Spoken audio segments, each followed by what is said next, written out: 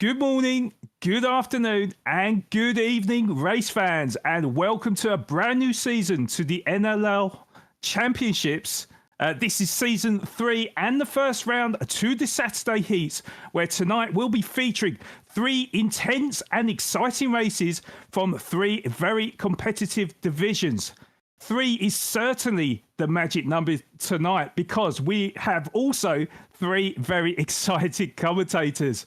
I am Flawed Genius Gaming and very much an imposter to these shores on the internet, where those that know will find me streaming on Twitch on any given day. But I also have alongside me 2 legends when it comes to YouTube, in particular. The first of which was comms to the grand opening of Season 3 last night in the Friday heat. This guy I'm referring to is the man, the legend. Toon, good afternoon and welcome. How are you, sir? I'm doing great, Flawed. I'm happy to be here, excited to see what's going on for Saturday, and I would just like to personally welcome you to the NRL. It is an honor to have someone of your high esteem in the broadcast booth with us and commentating all these exciting races going forward for the 3rd season of the NRL. Thank you, Toon. Pleasure to be here as well.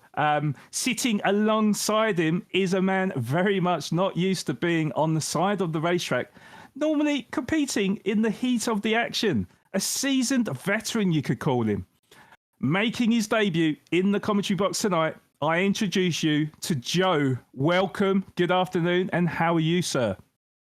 I'm doing great, Flawed. Thanks for having me in. Looking forward to this race. Last night was crazy. I can't wait for the day to start. You're very, very welcome, Joe.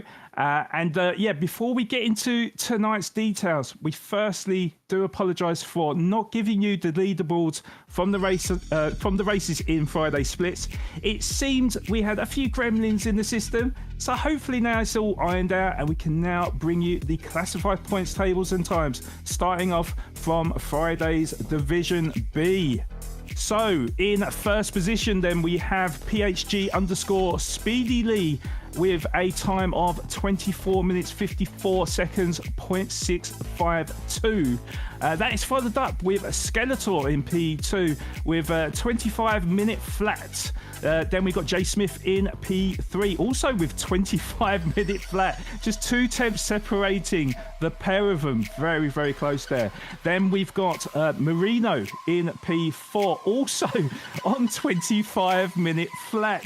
We are talking at 34 1,000th of a second separating Smith and Marino for P3 and 4 respectively. Then we got Purple Nurple 88 in P5, 25 minutes and 2 seconds, who is only 81,000th of a second further up the table from P6 in PHG_Papa. Unbelievable stuff there. In P7 we've got Jay with 25 minutes and 3 seconds.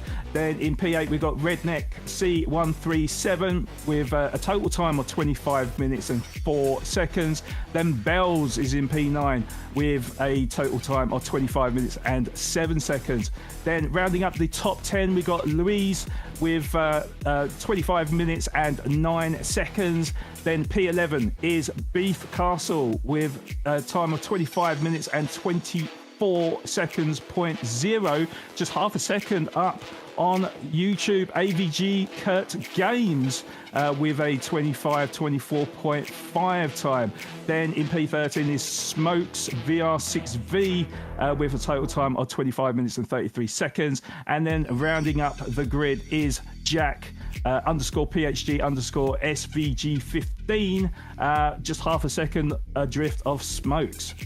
Looking at the points table then, that means that Speedy Lee has 24 points, 4 points ahead of Skeletor in P2 on 20 points. Then Jay Smith is in 3rd position on 17 points. Marino will have 15 points from P4. Purple Nurple 88 with 14 points in P5. P6 is PHG_Papa with 13 points. Then Jay in P7 with 12 points. Redneck will have 11 points in P8, with Bells in P9 with 10 points.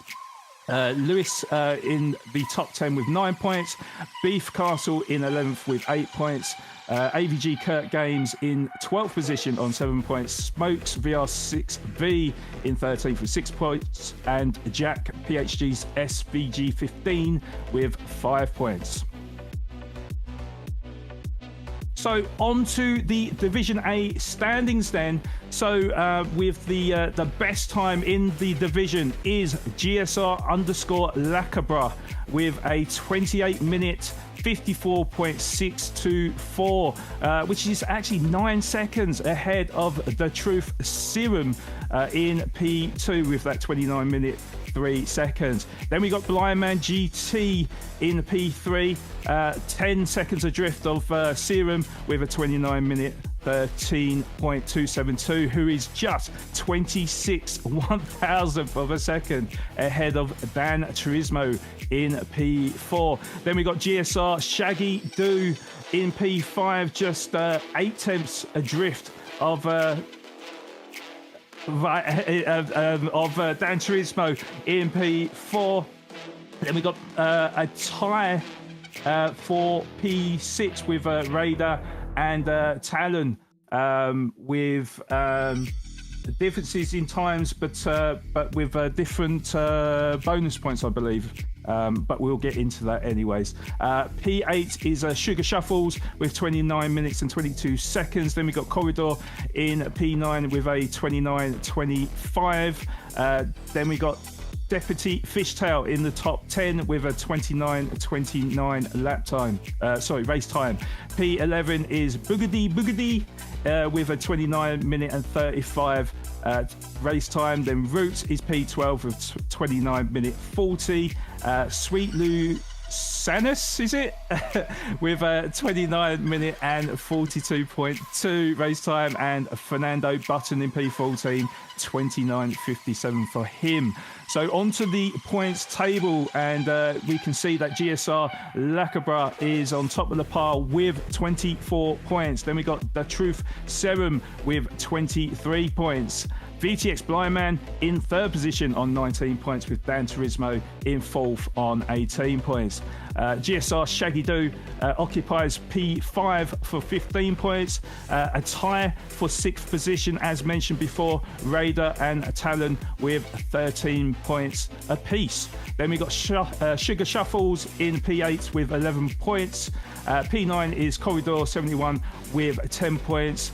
Deputy Fishtail is in 10th with 9 points. Boogedy in P11 with 8 points.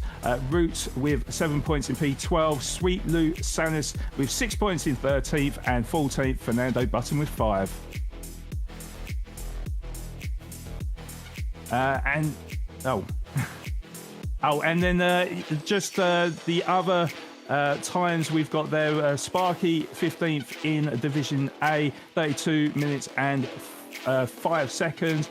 We have got 3 drivers that didn't set a time, 3 DNFs in Chippy, MK and Nav.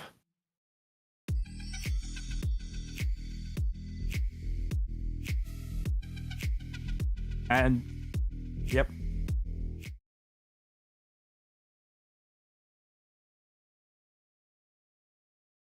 Honestly, Okay. the race.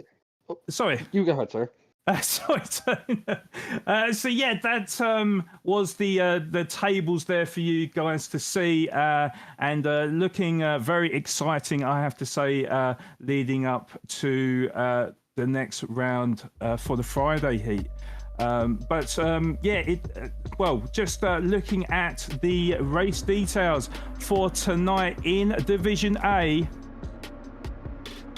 and I've got to say, it's looking rather gloomy out there, I have to say. This is Dragon Trail Gardens Reverse, 20 laps. This is certainly like the Bermuda Triangle of the Dragon Trail location, where Seaside is absolutely glamorous. Here in Gardens, very cloudy, and I've heard there might be a little bit of rain on the horizon. So let's hope that the drivers don't get lost in the clouds and provide us some great racing action.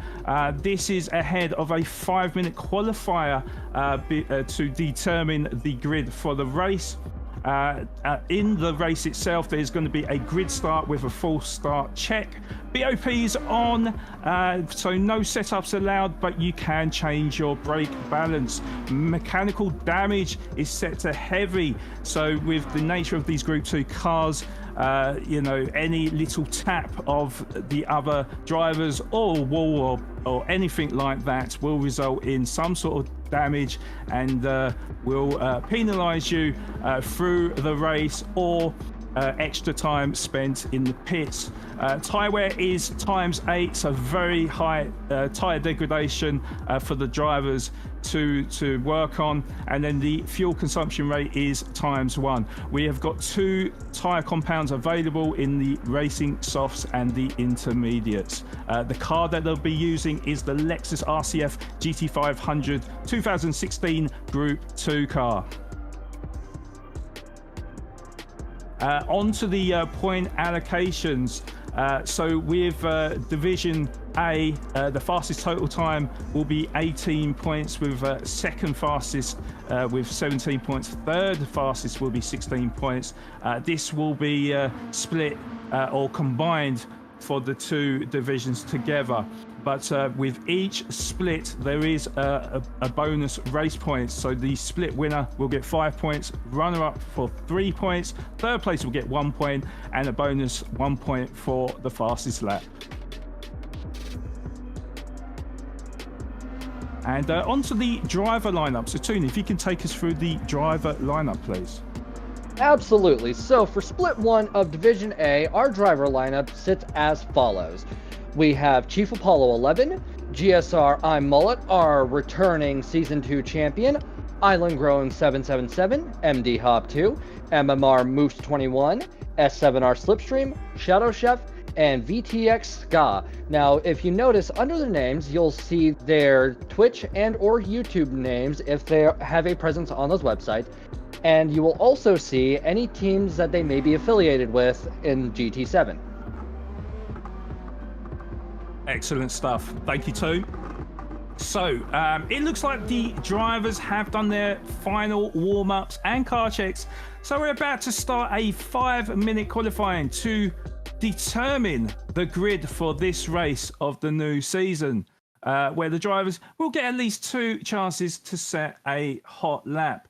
Now, I have to say that obviously I'm making my debut for this league series. So a lot of the drivers are, pretty new to me. I do know Moose because of my Twitch background, but a lot of them are unknown to me. So I was just wondering, guys, since you've got a little bit more experience than me in this series, any drivers to look out for? Any hot favourites at all? Well, one we would be absolutely remiss in looking over is, of course, Mullet. He won the Season 2 championship in glorious fashion last time we were around, and he helped train LaCabra, who last night won his split. So Mullet obviously knows what he's doing, but you can't automatically just look at him and say, oh, he's going to run away with this, because we have a lot of fresh faces, and we also have a lot of returning faces who are here to aim higher than where they landed last season. So taking into consideration Chief Apollo, Island Grown 777 as some of our returning faces, and then our new faces such as Moose, who I believe hosts Moose Wars, if that is the same Moose of that fame. That's correct, yeah. And then MD Hop, I believe, is also new. All the VTX guys are new, and those VTX racers are blindingly quick. So at this rate, it is anybody's game, and as we do say in the NRL, anything can happen. I don't know. What about you, Joe? I agree with you, Toon. I think it's going to be Obviously, Mullet is the guy to look out for because he's the returning champion. But we've got some other quick racers that I've seen in practice, and Mullet may have a challenge on his hands today. Well, naturally, guys, because I do know Moose, I'm going to have to go with Moose, aren't I? You know, he's like my homeboy. So, you know, best of luck to Moose. But, of course, best of luck to all the drivers in this field. We are currently looking at Moose right now. Yes, his team, Moose Mafia Racing. He's using a manual transmission on his Logitech G923 wheel. And you can find him on Twitch, which is Moose__21. So we are roughly halfway through Moose's hot lap at the moment. So he's just navigated the hairpin there.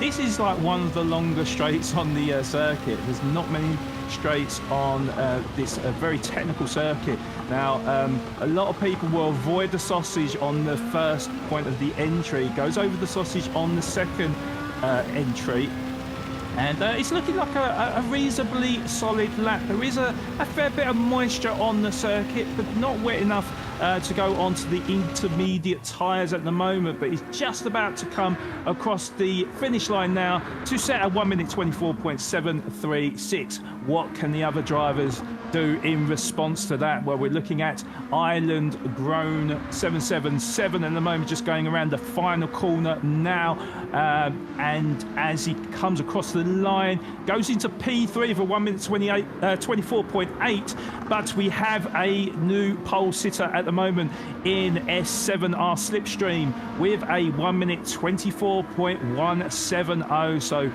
phenomenal start for the Polish driver in this early stage of qualifying. Now, Flood, I would also like to note that, speaking of our returning champion, Mullet actually had to run back into the pits and redo an outlap because he got a little eager and took a little too much of the sausage coming into the long straightaway for the start finish. So he might be feeling a little strapped for time come the end of this qualifying session.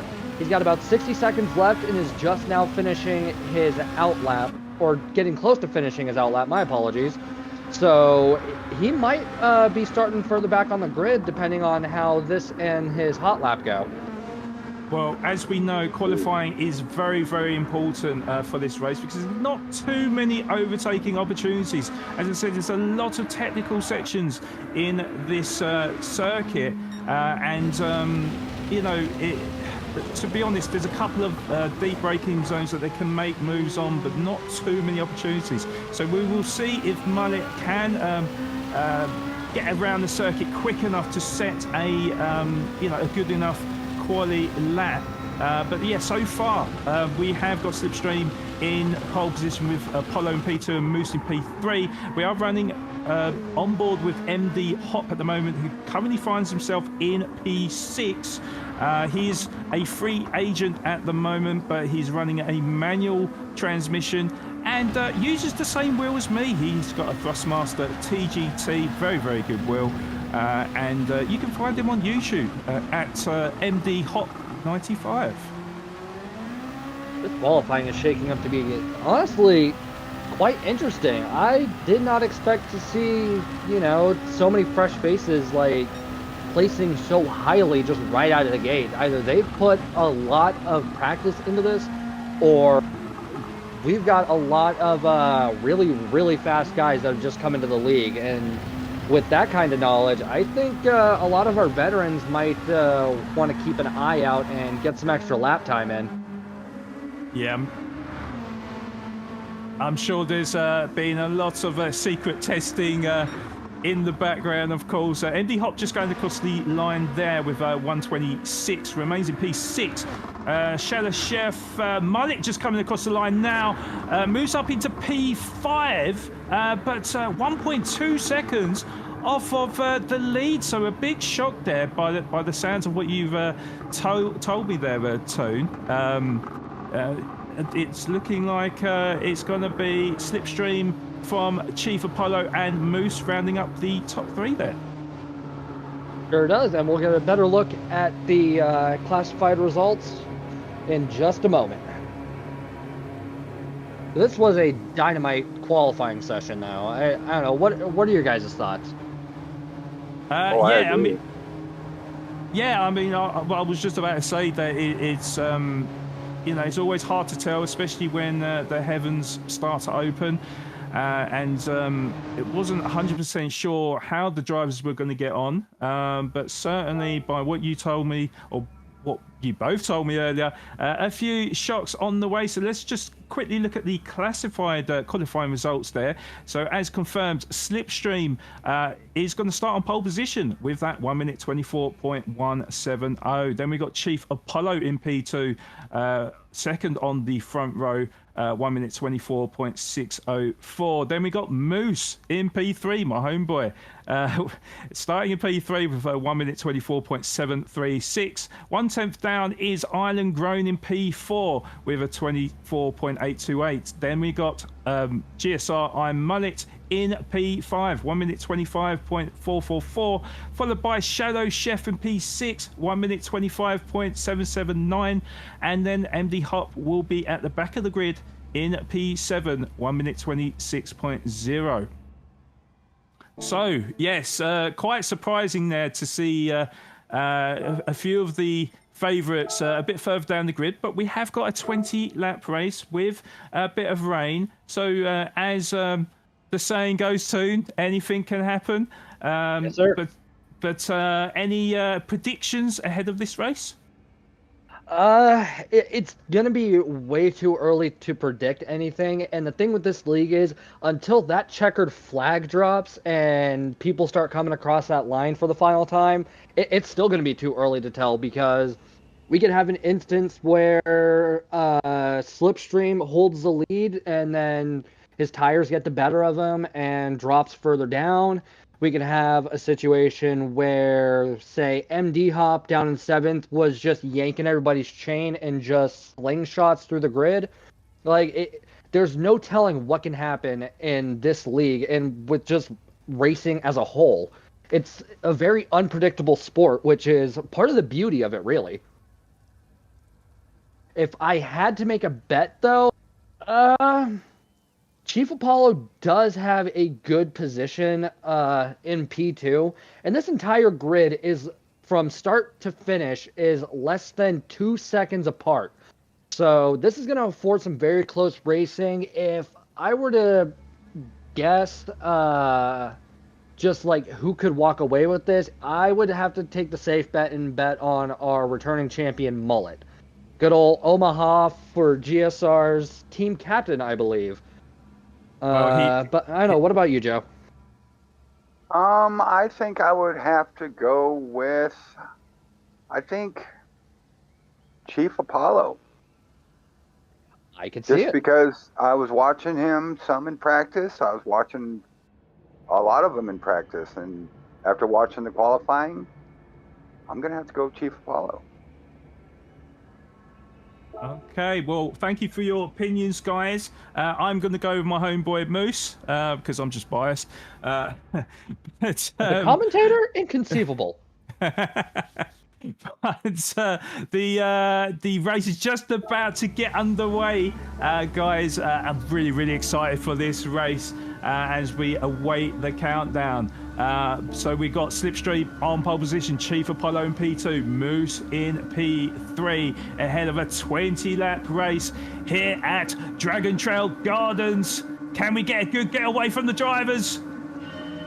Lights are out and away we go, and it seems like a lot of the drivers got a really good start. Looks like Slipstream got a very, very impressive start, and Chief Apollo actually being taken from Moose up the inside into P2. Chief Apollo on the outside, the Island Grown on the inside. The Chief Apollo, he might move up into P3 right now. They are side by side as we go down to down the straight into the next bend, and Island Grown has made it work into a podium position with Chief Apollo firmly behind. He's going to have to sit behind him and maybe make an opportunity on the next bend as he goes up the inside of Island Grown right now. And can he make it stick? Not quite, but he may get an opportunity in the coming corners. What a start there, guys. Well, apologies for interrupting you, but it seems during the argy-bargy during turn 1, Mullet actually walked away with a 2-second car collision penalty for it, and Island Grown is off! He's Big now down in slide and P7. He's going to have a lot of work ahead of him to bounce back from that. Can we see what happened? it looked like a big slide from Island Grown, getting a little bit caught out in the slightly moist conditions there, and there might have been a little push on the car behind actually. Maybe something the stewards may need to have a look at. It kind of looked like there was a slight nudge that tapped the rear end of the car, and he went spinning into the barrier, and he's also got damage to that front bumper as well. So an absolute disastrous start there for Island Grown, but Slipstream is a man on the mission right now because he is on pole position. He's already developed a 2.1 second lead over Moose, who's also got a fantastic start, making up one position from qualifying, of course, with Chief Apollo in P3 as well. But Slipstream looking forward rather than backwards at the moment, and doing a fantastic job so far. We've also got Chief Apollo in P3 as well. So after a few intense battles with a certain driver, does find himself with a little bit of a gap to MD Hop, that finds himself in P4 right now with Shadow Chef in P5. I'm Mully in P6, and as alluded to earlier, Island Grown in P7. So Chief Apollo looking to close that gap on Moose, firmly in that slipstream as we come through the penultimate corner on to the final corner and the back straight. Can he use that slipstream to put him a little bit closer to Moose as we approach the first turn of lap 3. Also goes purple with the fastest lap as well, 1 minute 24.689. He does close that gap to about 0.4 of a second. There is Shadow Chef in P5. You can see that the heavens are starting to open up, and at the moment it is still slick tyre weather, but that could change in the laps preceding. Looking at his information, he's a free agent using a manual transmission on the Fanatec DD Pro. You can also catch him on Twitch as X Reckless. And this has been a very dramatic race in just the first 3 laps. And if you take note, all the tires are already starting to fall off. So I think people, I would at least hope, have put together at least some sort of pitting strategy to try and capitalize on this. But the real question is, since we have the heavy damage, Flawed, do you think Island, when he goes into the pits, will have it repaired, or do you think he'll be racing with a damaged front right quarter panel? I do think that he's losing a little bit too much time. I would imagine he's probably losing at least a couple of seconds a lap with the front aero damage. So, I believe he will get it fixed, but that will cost him quite a number of seconds through the pit stop, as we see Mullet and Shadow Chef side by side there. It looked like Shadow Chef actually is able to tuck in behind, so Mullet up into P5 at the moment. We were just looking on the tyre strategies. Okay, we're just going to have a quick look at the replay there, and it was actually Mullet that went around the outside of Shadow Chef. What an amazing move there from Mullet, and now he can start looking forwards and trying to catch up with MD Hop. That is only 1 second adrift of him now, firmly in that slipstream, and this is where we'll see the pedigree, the speed of I'm Mullet, and we can see if he can start making up some positions now. But Tone, what do you think of the race so far? This is an absolutely amazing race. We're only not even a quarter of the way through. We've got tires falling off, we've had overtakes, we've had incidents. Like, this has been an all-in-one package of a race in just the first almost 6 minutes. So I think we're going to be seeing a lot more in laps to come. Joe, what is your opinions as well? I mean, fantastic race, right? Oh, I agree with Toon. If I didn't know better, I think these guys got in a party chat together, all conspired with each other and said, okay, how are we going to beat last night's split? And I think this is what we're getting. They do have a tough act to follow.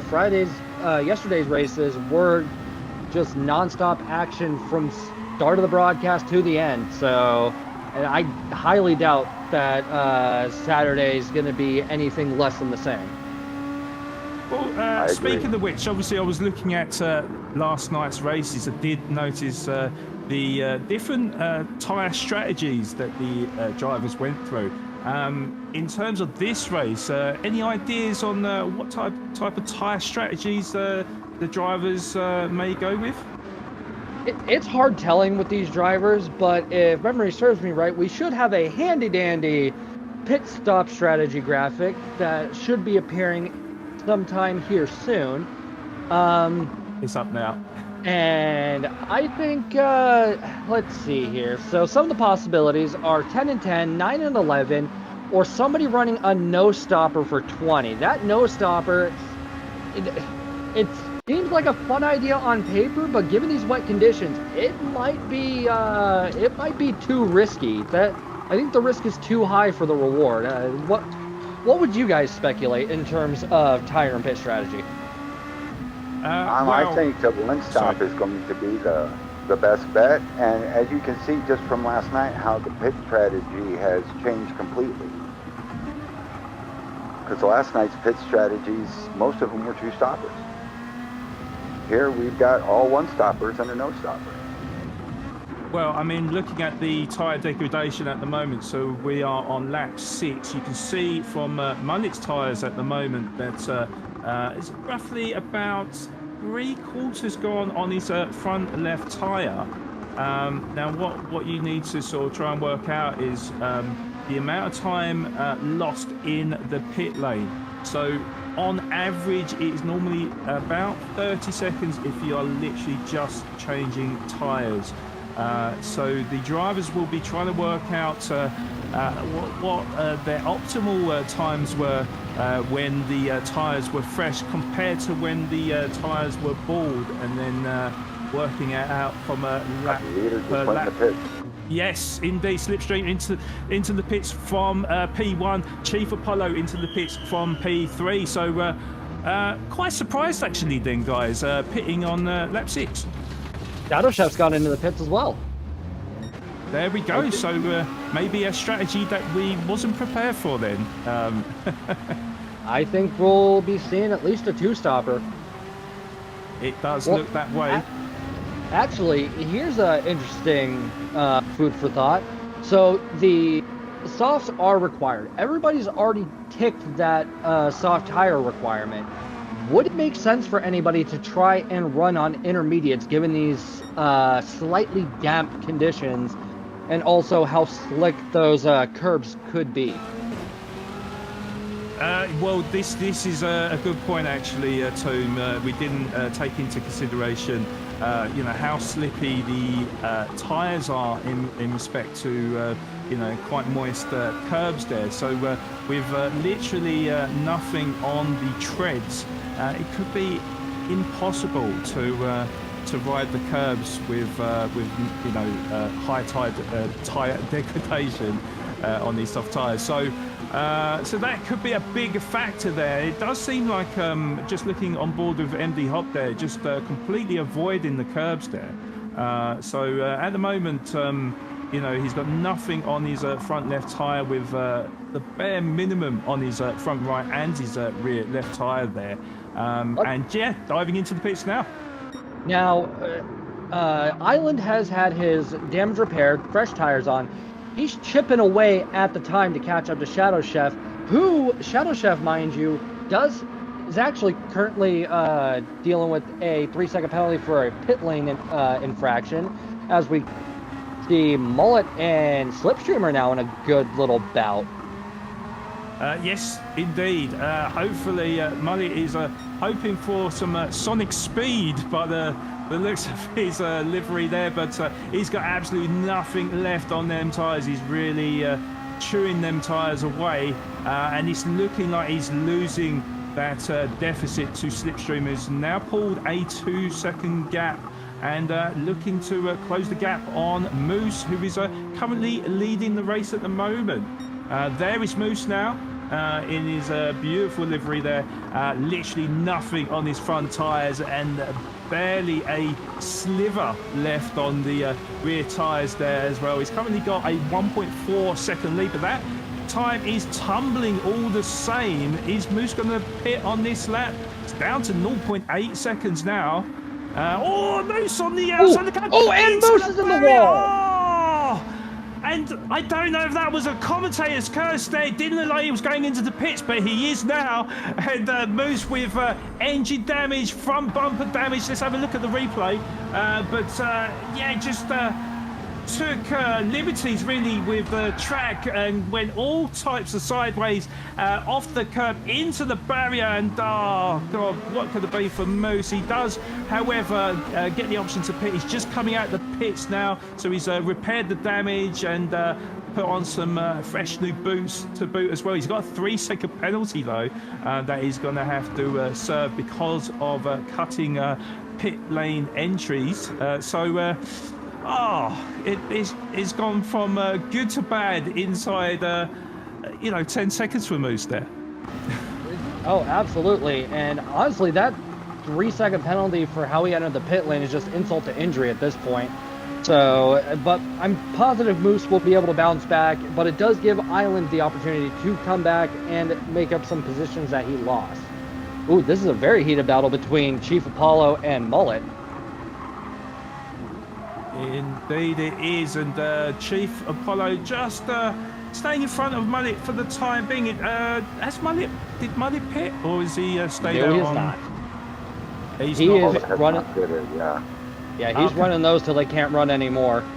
Yeah, because we can now see visually we can see the gap between them growing by the second. They were literally bumper to bumper a few corners ago. It's now up to 2 seconds already, so you can already see the advantage of having the fresh tyres, of course, and this would explain why the drivers are pitting quite early by the seams of it, compared to yesterday where there was a few drivers that didn't feel the need for new tyres. It looks like there's a massive time advantage to having a lot more grip on this circuit, which would explain as well, guys, because it's a very technical circuit with many sweeping bends, medium speed corners, some hard braking points as well. So yeah, looking really, really good for Chief Apollo, who finds himself in P2. But we are on board with Shadow Chef at the moment, currently in P5 as we go into the hairpin. He's really closed that gap to MD Hop, who finds himself just under a second in front. Shadow Chef's tyres looking pretty decent at this stage as we are coming up to the halfway mark of this race. I'm getting word from production that we have a $20 super chat from Chief Apollo, who is currently in the race. Lad, I'm getting word that it was earlier. I thought he was donating and driving at the same time. Don't do that at home, kids. Now, thank you so much for the donation, Chief Apollo. And I do have a question for both of you. Before Moose came into the pits due to engine damage, his tires were completely gone, and it seems he only pit because he had sustained such heavy damage.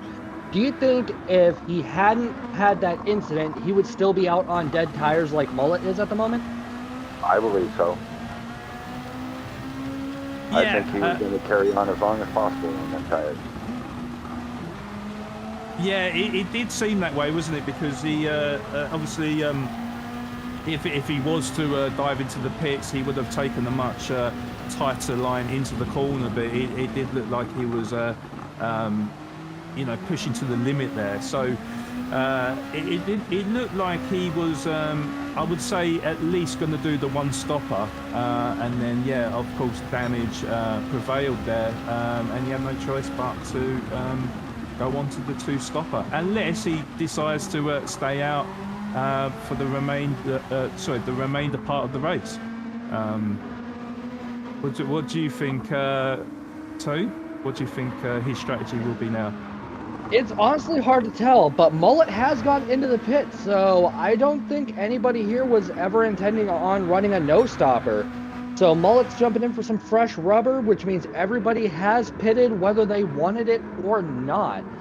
Now the big question is, will the fresher rubber come back to work in Mullet's favor, since he is now out of the pits into turn 1 and going too wide through the chicane with Moose?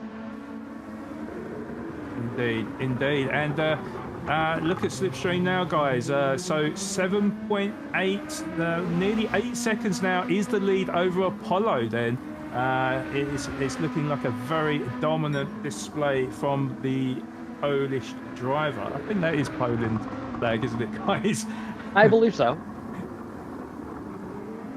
So I'm just getting word that it's a Polish flag, but he's from New Zealand. But either or, doing a fantastic, or showcasing a fantastic display of racing out there. That is for certain. The lead is now up to 8.5 seconds as he crosses the line to finish lap 12 onto lap 13. So 8 laps remaining of the race.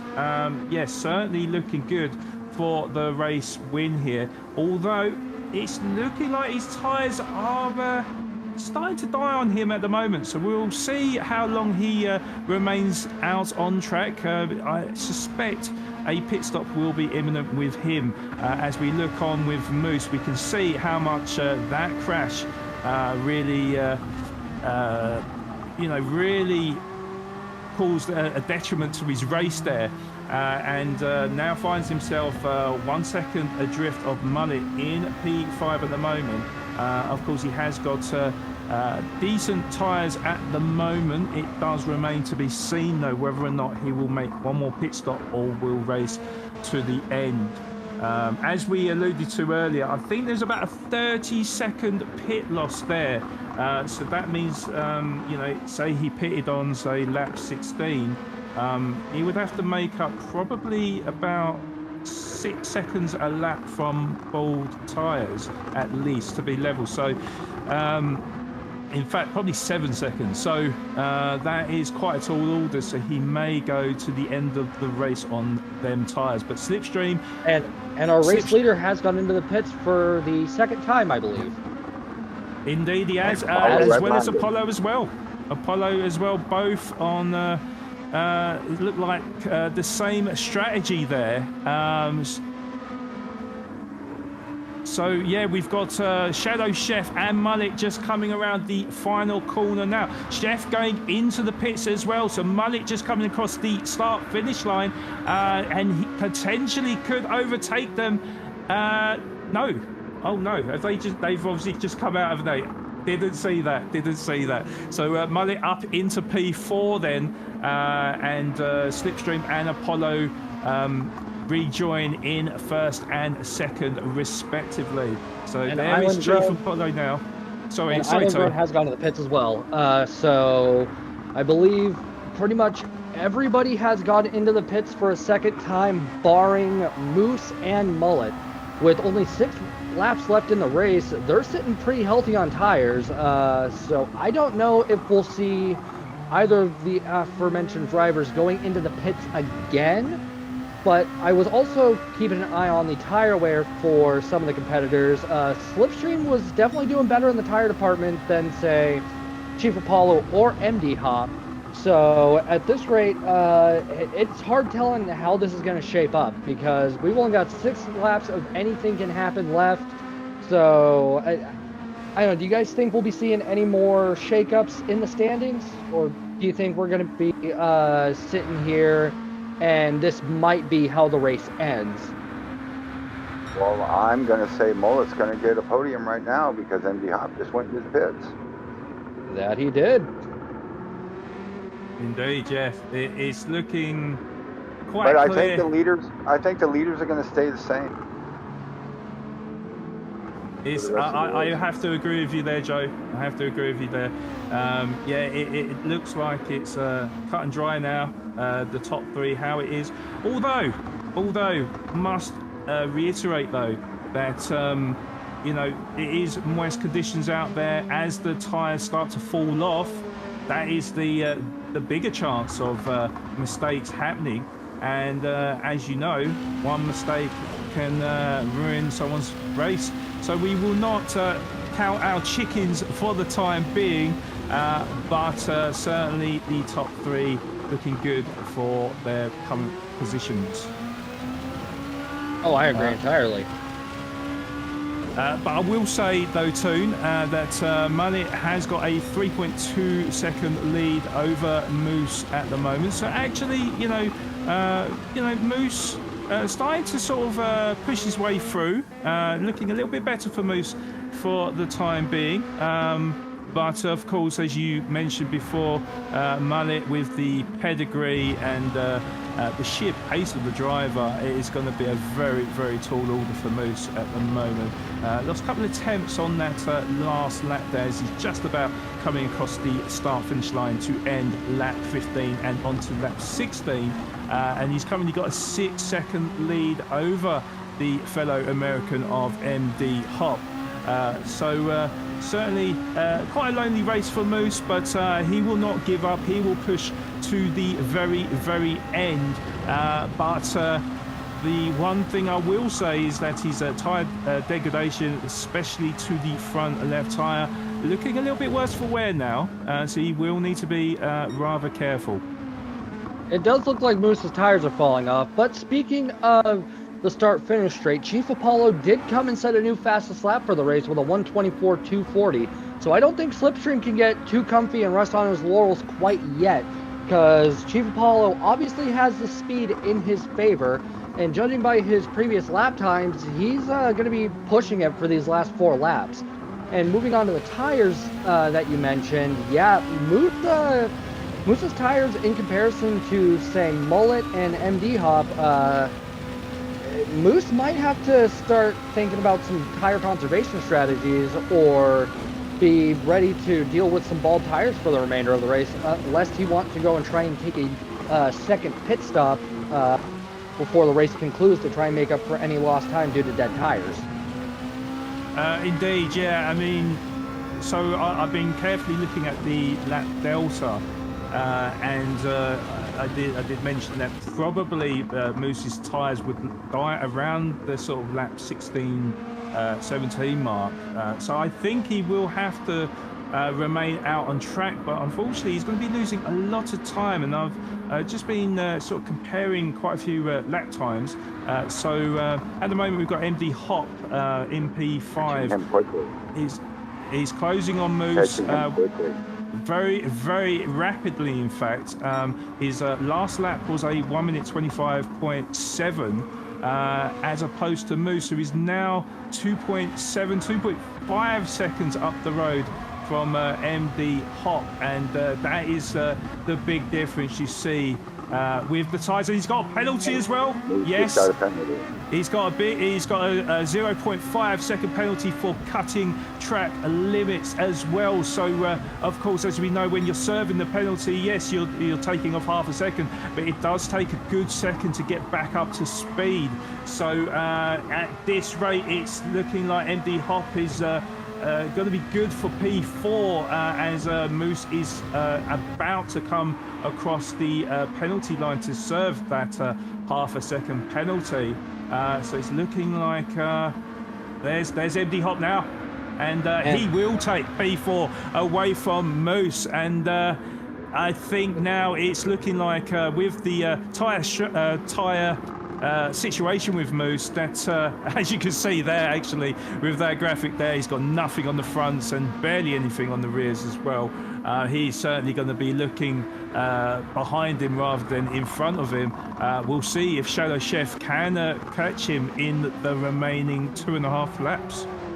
Now, I would like to also mention that when Moose did serve his penalty, and we'll get to the penalty line in just a moment, I would just like to commend Moose for his sportsmanship in getting off of the racing line to serve his penalty, as to not inhibit MD Hop from obtaining his position. And that just goes to show the level of sportsmanship and racing etiquette that you can find in this league. Now, moving on to the pit line, it does take, or the penalty line, my apologies. It does take a second to get up to speed, but wherever that penalty line is also plays a huge factor, because seeing how this one is on the straightaway for the double right-hander for the track, that's not as detrimental as it could be for your overall race pace and lap times, as opposed to something, say, Daytona's, where you need all of that speed going into turn one to really set a solid lap time. So they are fortunate that they have a more forgiving track in terms of penalty lines, but it is something to be mindful of when you do serve a penalty, such as where your fellow competitors are, how will this affect your race pace, can you bounce back, because it does afford a lot of opportunity for other drivers to come in and swap just positions with you. And for this instance, it was one. It could be 2, 3, 4, depending on how tight the race is and the track. Joe, do you want to answer that? Or respond to that? Oh, I completely agree with Toon on that. Yeah, I mean, yeah, 100%. I would say, though, in the Group 2 cars, because of the sheer acceleration of the cars, the top speed as well, and being that the penalty zone, is sort of where the start-finish line is. Yes, we have got a big braking zone there, but I mean, the drivers will feel, even a slowdown for half a second, they will feel that, and it does. I feel like it does lose them, a good second more than the initial half a second, but. We just need to focus on the Moose as we come across the start-finish line for the final lap. There is Shadow Chef in the background then. This is going to be a tight finish, I believe, here, guys. Moose is going to be absolutely struggling on them tyres as we go through the technical sector of Dragon Trail Gardens, as he goes a little bit wide as well, and that's going to give him a slight dirty tyres there. Shadow Chef, though, not going to be able to make a move here at the moment, but he will be able to close that gap. He's down to half a second now, and still closing as well. We do need to have, we need to have a look at the race winner, though, because the race leader, because he's about to come across the line to win round one here in at Dragon Trail Gardens Division A. Congratulations to Slipstream. Chief Apollo will now grab an excellent P2. Fantastic result for Chief Apollo. And then in P3, GSR I'm Mullet just about to come around the final corner to claim the last step on the podium. Congratulations to I'm a Mullet as well. And now we see MD Hop coming around the final corner and to wave to his pit engineers there to claim P4. There's Moose now, and there's Shadow Chef spinning out in the background. Here's the barrier. Moose will get P5. Shadow Chef, I don't know if he's going to get P6. Where is Island Grown? I think Island Grown is just behind, so I think Shadow Chef will get P6, but that was a scary moment for him. That is for sure. Island Grown just coming across the line to get P7 there, but this is definitely a scary moment here for Shadow Chef. Just looking at the replay now, he had no front end grip, and he went wide onto the grass, and it was inevitable he was going to spin out and hit the barrier. Luckily he had a big enough gap that he could hold off Island Grown. But yeah, P6 for him. But let's have a look at the classified results. Congratulations to S7R Slipstream for the victory. And yes, looking at the classified results for Division A Heat 1. So S7R Slipstream with the victory with a 28-minute 59-second time. Also the fastest lap of the race with that 1 minute 23.989. Then Chief Apollo gets P2, 13.5 seconds adrift of Slipstream. I'm Mullet gets the last step on the podium, as mentioned before. He finished 14 seconds adrift of Apollo to finish in P3. Then in P4 we got MD Hop, 6 seconds adrift of I'm Mullet, and 33 seconds behind the race leader, who finished ahead of Moose, who finished in P5, which despite the chaos he had, pretty reasonable effort from him, that is for certain. Ahead of Shadow Chef, that had that scary moment on that last corner. He finishes in P6, and then Island Grown rounds up the grid in P7. So, guys, what did you think of that race? Fantastic stuff, right? That was an exciting race from the first lap to the last lap. You didn't know what was going to happen. Yeah, that was suspense no matter where you looked on that track. I am thoroughly impressed and proud of all the drivers for coming out here and just giving it their all. It was an absolute amazing race to start our Saturday series of events.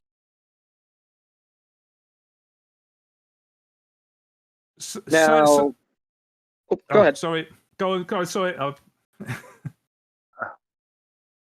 Now, moving on over to our finishers, we will start with the third place recipient for this first split, Grove Street Racing Zone. I'm Mullet, Omaha Mullet. Omaha, what's going on, guys? What's up, chat? That was a fantastic race that we saw from you. Excellent use of the one-stop strategy. How are you feeling being back in for season 3 and trying to go back-to-back for the championship? I'm feeling pretty good. I'll probably like the combos going forward a little bit more, so I'll be a happier guy. So it really just depends on how the combos are. I think the way this weekend played out, I really enjoyed watching all the races, and it's very fun. It's almost like a tournament structure. It's really, really cool to see, and I think it's something that Gran Turismo greatly needed. Glad to hear it. Gentlemen, do either you have any questions for our third place podium setter? Yes. I'm Mullet. Welcome and congratulations on P3. I just wanted to ask, so what happened in qualifying? Because obviously it was, you come with a great reputation. I was expecting you to be on pole, but it looked like you dived back into the pits. I was just wondering what happened in qualifying. So like the optimal line down the hill is to take the curbs. I was a little bit too far to the right on the first curb down the chicane, and I ended up picking up a half second. And I knew that was just going to compromise the next lap anyways with the tire degradations on top of that, so I would have to run like 2 straight. So I dived back into pits and tried to get a much better lap. Unfortunately, coming right to the sector 1 time, I ended up losing the rear because I clipped the curb. And it was a bad lap all around. It was a horrible lap. Yeah, I mean, I was alluding to in commentary that the curbs are absolutely brutal at the best of times around Gardens, but certainly with the rain as well. Did that make it that a little bit more tricky out there? Oh no! Unfortunately, like as long as the rain doesn't go any higher than that little line, I think it's even a little bit more after the line. It's just like it's like peak. You know what I mean? Like it's not gonna bother the race or the drive whatsoever. Okay, understood. But yeah, obviously a great race from yourself. Good fight back as well. So congratulations on P3, and you can now take a rest and sink a beer or something. And yeah, we'll see you next week. All right, guys. I'll see you. Congratulations to Slipstream and Chief Apollo. I'll see you guys. Thanks, Take care. Mullet. Good Congrats Mullet. to you too. Moving on through the order, we will now be talking with the silver medalist for this current split for Division A, Chief Apollo 11. How are you doing, sir? Doing well. Thanks, guys. So you put in a very, very impressive showing for this race. My question is, how much practice did you get in for this, and how does it feel knowing that you placed higher than our returning champion? This is actually my first race in about a month, but I knew the time I had to put in, so I did put time in, about an hour and a half to 2 hours per day. For me, that's kind of how I have to do it. I have to put the time in if I'm going to keep any sort of pace. By running laps, you kind of realize that you may think it's the 100-meter mark that's your braking point, but you run a few laps and you realize that it's actually the little notch on the road 10 feet past it, and that may be your breaking point early on when you have fresh tires, but later in the race it might be 10 feet 15 feet before the 100-meter mark, and you only kind of figure out those patterns with practice, so you got to put the time in. And yeah, I thought he was going to bring a little more. I know he went with the one stop strategy. I didn't think that was optimal, but I know he has pace, and we'll see him in the next couple races, and I'm sure he'll be at the top. Can I ask a question? Chief Sure. Apollo, welcome and congratulations on P2. Just wanted to ask, did you see the races last night? Because, of course, they were also using the Group 2s with the soft tyres. And a lot of the drivers, they decided to, some of them didn't actually stop at all. Some, went for the one stopper and really driving on dead tyres. When did it become clear to you that, maybe, driving on dead tyres was not the solution? I did watch the races. One of the big differences between Barcelona and the Gardens is Barcelona's pit stop time, you lose like 30 seconds. It's a pretty significant amount of time. Here at the Gardens, you kind of are in and out, and you're looking at 12 to 15 seconds. So that kind of really determined my strat as far as how many times I was going to pit, was how much time I was spending in the pits. Since it was such a short time at the Gardens, I figured the two stopper would probably work. Tested out both, figured the two stopper was better, and went with that. Yeah, I mean, obviously it certainly paid dividend for you in earning that P2. But as Toon mentioned about practice, how much practice did you put in going into this race? It's about an hour and a half to 2 hours per day I try to put in. So, you're talking Sunday through Thursday, 6 days. So, you're talking 10, 15 hours a week of practice to really feel dialed in and confident and knowing all the different lines and all your different markers and whatnot. So a fair amount of time. Fair enough. I mean, that is dedication, I suppose. Well, it definitely showed out there. You did an absolute fantastic job on the race. Made it look very, very easy. Congratulations on your P2 today. And yeah, sit back, relax. Enjoy the rest of the broadcast. Get yourself ready for next week, and we'll see you next week. Yeah, thank you. Can I end with one thing here, quick? Yeah, of course. Yeah, sure. I think it was turn 1, turn 2 there. I may have got into the back of Island. I wanted to apologize to him. I know it was close. I tried to leave the space. I think maybe I clipped him by a pixel or two on my screen. If the replay, I haven't got a chance to look at the replay. If the replay does come back that I was at fault, if the league allows it, I would love to, if I could, give him either my podium points, or I'm willing to secede my spot as 2 and take his spot at 7, whatever the case may be. I'm offering that out there, but I'll leave that up to the stewards. So I just wanted to apologize to Island. I think I got you there, buddy, and ruined your race. I know you put a lot of work in, so my apologies. I mean, I absolutely agree with Chat there. Yeah, very classy of you, because I know a lot of drivers wouldn't have owned up to something like that. So it does show the level of respect between the drivers. So fair play to you, Chief. And yeah, I mean, obviously we saw some of the action. It obviously was difficult to tell from the view that we had. Obviously, the track was a little bit moist than that. It looked like there was a tiny bit of contact, but obviously no malice at all.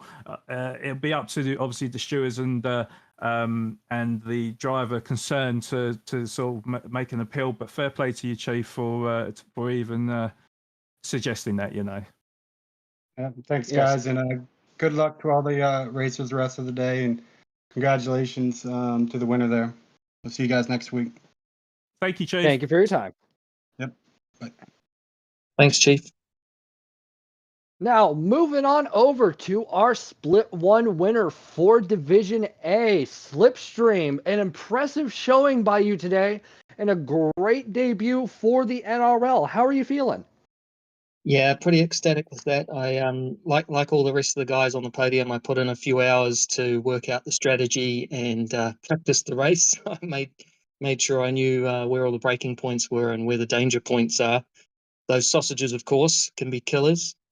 So yeah, really happy, and also the finally getting into the 23s. That's the first time I did a 23, so I was pretty happy with that. It was a great showing by you, and coming in and walking away with fastest lap as well. Were there any points during that race where you thought maybe I'm gonna have to fight for a victory on this given event? Yeah, for sure. After the first pit stop, I knew I'd come back into traffic, and I think I was behind Mullet. And I thought, well, here's the returning champ. He's not going to make this particularly easy. But likewise, I also knew that he hadn't pitted, so his tyres were going to be pretty poor. So in the end, he didn't really contest it too hard and got past him just because of the tyres more than anything else. So definitely a tough combination to manage. That's for sure. Right, right. Gentlemen, do either of you have any questions for our victor for Split 1? Yeah, I do. So this being your first year in the NRL, what did you think of the level of competition, and how do you think the races are so far? I approach any competition like I'm not the fastest person on the grid, so I was really anxious to begin with. That's why I wanted to put in some really decent practice. And, I started off and I wasn't able to really get into the 24s easily when I first started. So I was a bit concerned because I had heard through the grapevine that people were doing 24s. So I knew I had to put in the time. And I knew that I was going to come up against former champions. And, let's not forget, I'm in a different day. So I watched Friday night, and there's some fast drivers in there. So, to advance through is going to be very difficult in the later stages of the league for sure. And like Mullet, there's going to be combinations that I'm not going to be particularly great at. So I'm really going to have to put my practice hat on and try and do well in those races. So it's going to be tough. It's going to be a tough league. Understandable. This is definitely very different from what I've seen that from our normal GT7 offerings. Flood, is there anything you would like to ask before we let this man go celebrate his well-earned victory? Well, I was going to say, you made it look very easy out there. So, surely championship sewn up already, right? But you kind of answered that. But no, honestly, a very, very dominant, very, very dominant performance there. I mean, you did really make it look easy. Have you raced this particular combo before? No, I haven't raced this combo before, that's for sure, because McNaughty does the best combos ever. But I've certainly raced GT2 cars before. I raced them in an Australian league, and I was pretty successful there too for the couple of rounds that I was in. So yeah, I do like the GT2s, but let's not count our chickens before they hatch. I'm sure McNaughty's got some things up his sleeve which are definitely going to throw me for a loop. So beginner's luck so far. That's it. Well, he is well known for his unusual and original and challenging combinations, right? So, yeah, I'm sure there will be a few surprises along the way. Yeah, Yeah, looking forward to it. That's for sure. Well, my sorry, go on. biggest piece of Sorry. advice. My biggest piece of advice for any new drivers is go into every week expecting the kitchen sink to be thrown at you. These races are always going to be something that you will never expect. But congratulations once again on a well-earned victory. Thank you very much, guys. That was a really good race, and I'm really proud to be part of it and the first winner. Well, on the Saturday. Thank you for your time. Thanks, guys. Now- Enjoy your Enjoy. slip. See you later. Now, before we go to break, something just caught my eye. We have received a $50 donation from Jimmy Beans 88, and Papa's House of Game is now a member for 7 months. Thank you both so much for your outstanding support on behalf of all of us here in the league and in the McNaughty Gaming channel. Yeah, that's Now- extreme kindness there from the community there. You know, luckily, no, what was I going to say? Sorry, Tone, go on. You take over. Oh, all good. Please sit tight while we get everything looking nice and pretty for you all. And when we come back from our intermission, we will come at you with some intense B Division action on Trial Mountain.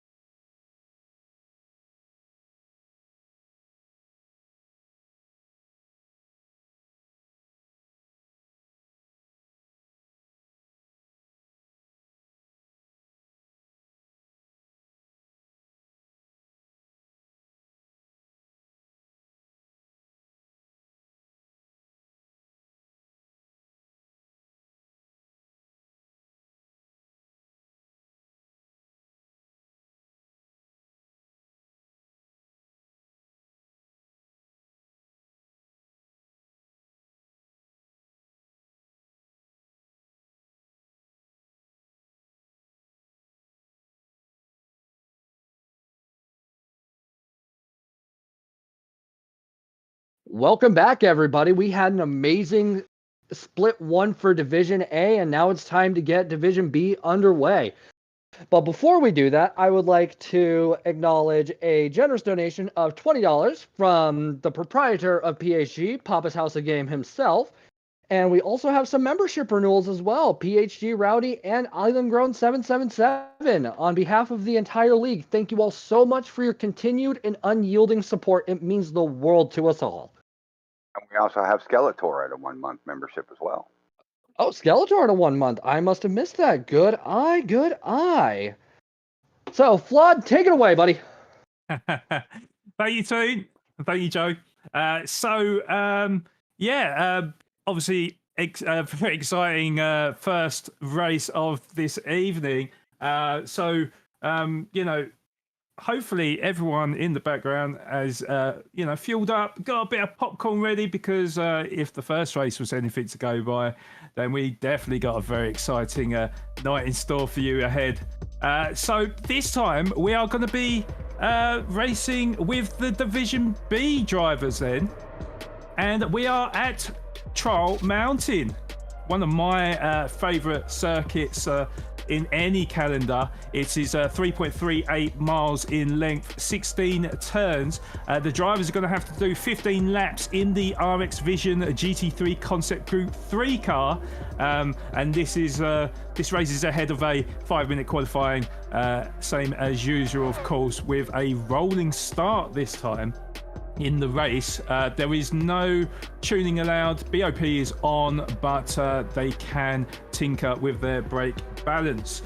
Mechanical damage is set to light this time, with tyre wear rate at ×5 on them racing soft tyres, with no fuel consumption on at all. So kind of like a long sprint race.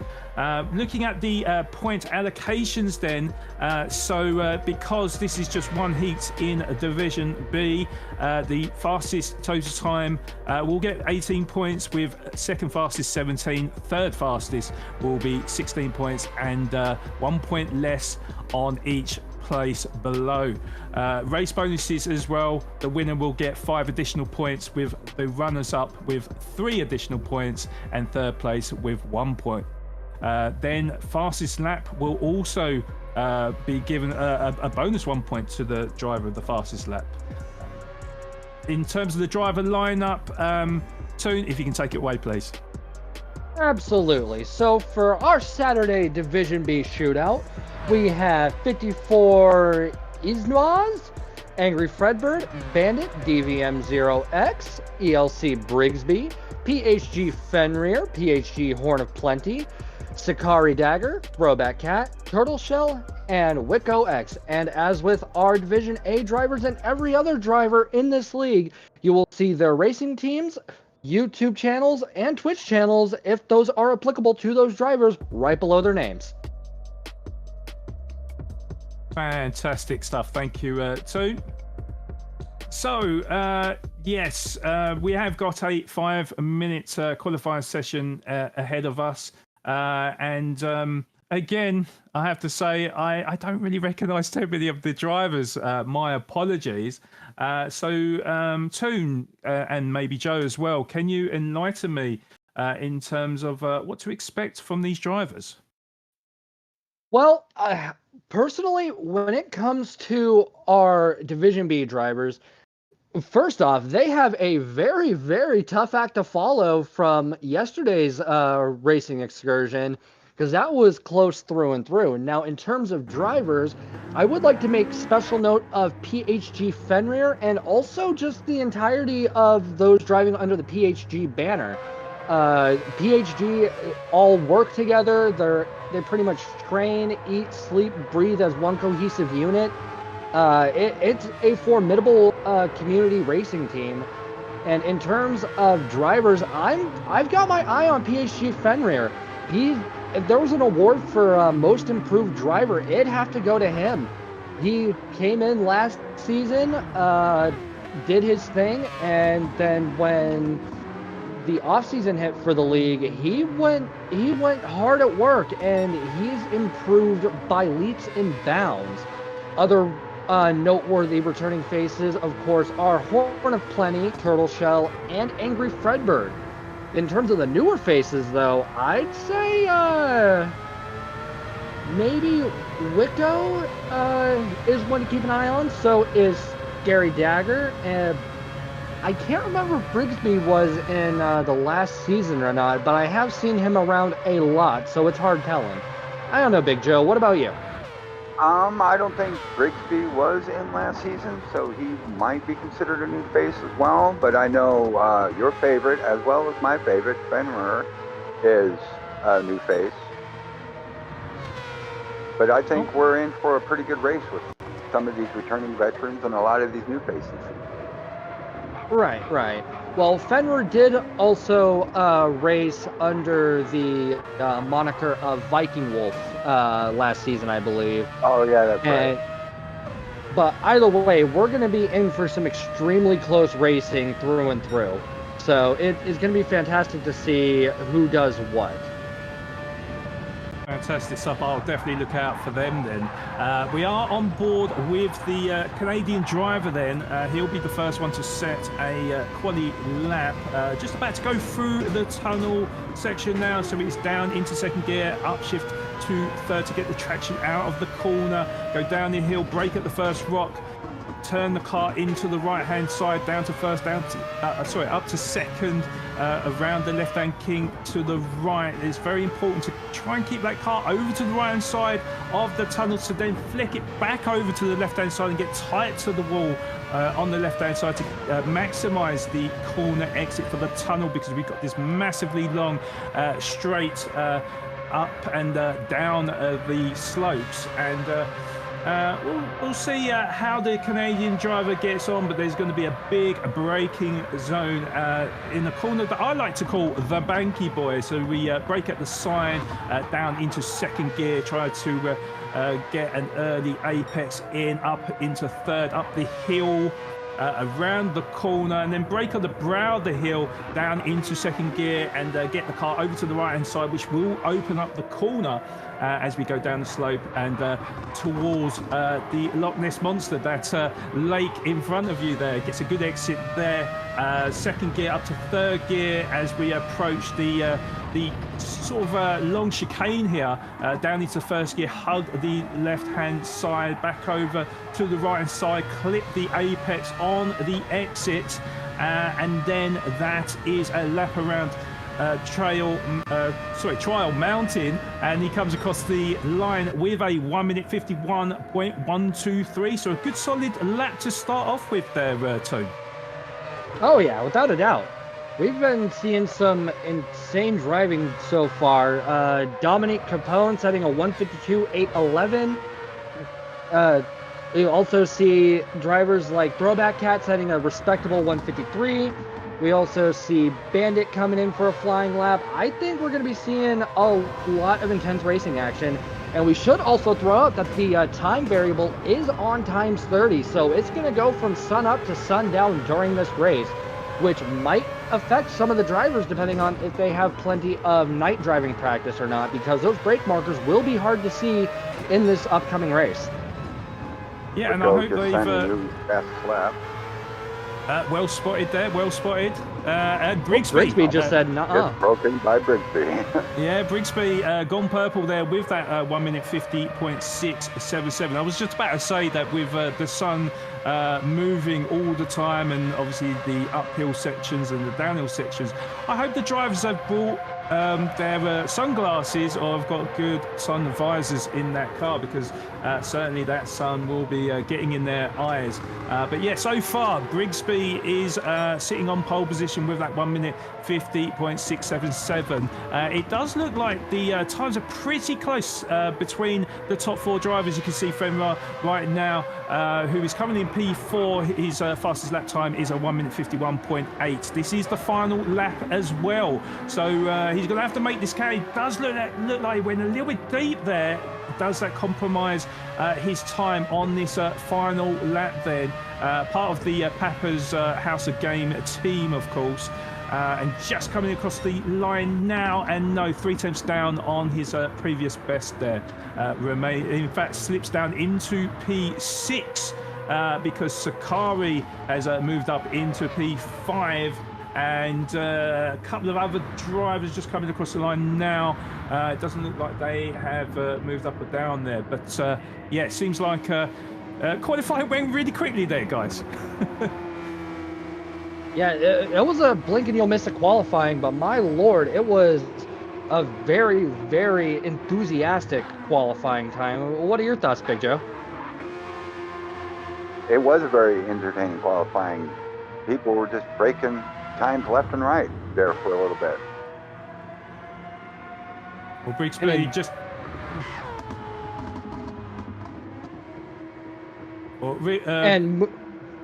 Brigsby was the last one to come across the line there. Sorry, I just wanted to get that in there. Last one to come across the line. He remained on pole position anyway, to just over 2.5 tenths adrift of Wicco, who is in P2 there. Sorry, Toon. No, that was a very good thing to spot. Honestly, this was just an amazing showcase all around. And if yesterday's race is anything to go off of, we're going to be seeing a very, very close set of racing. Brigsby has had lobbies up throughout the week.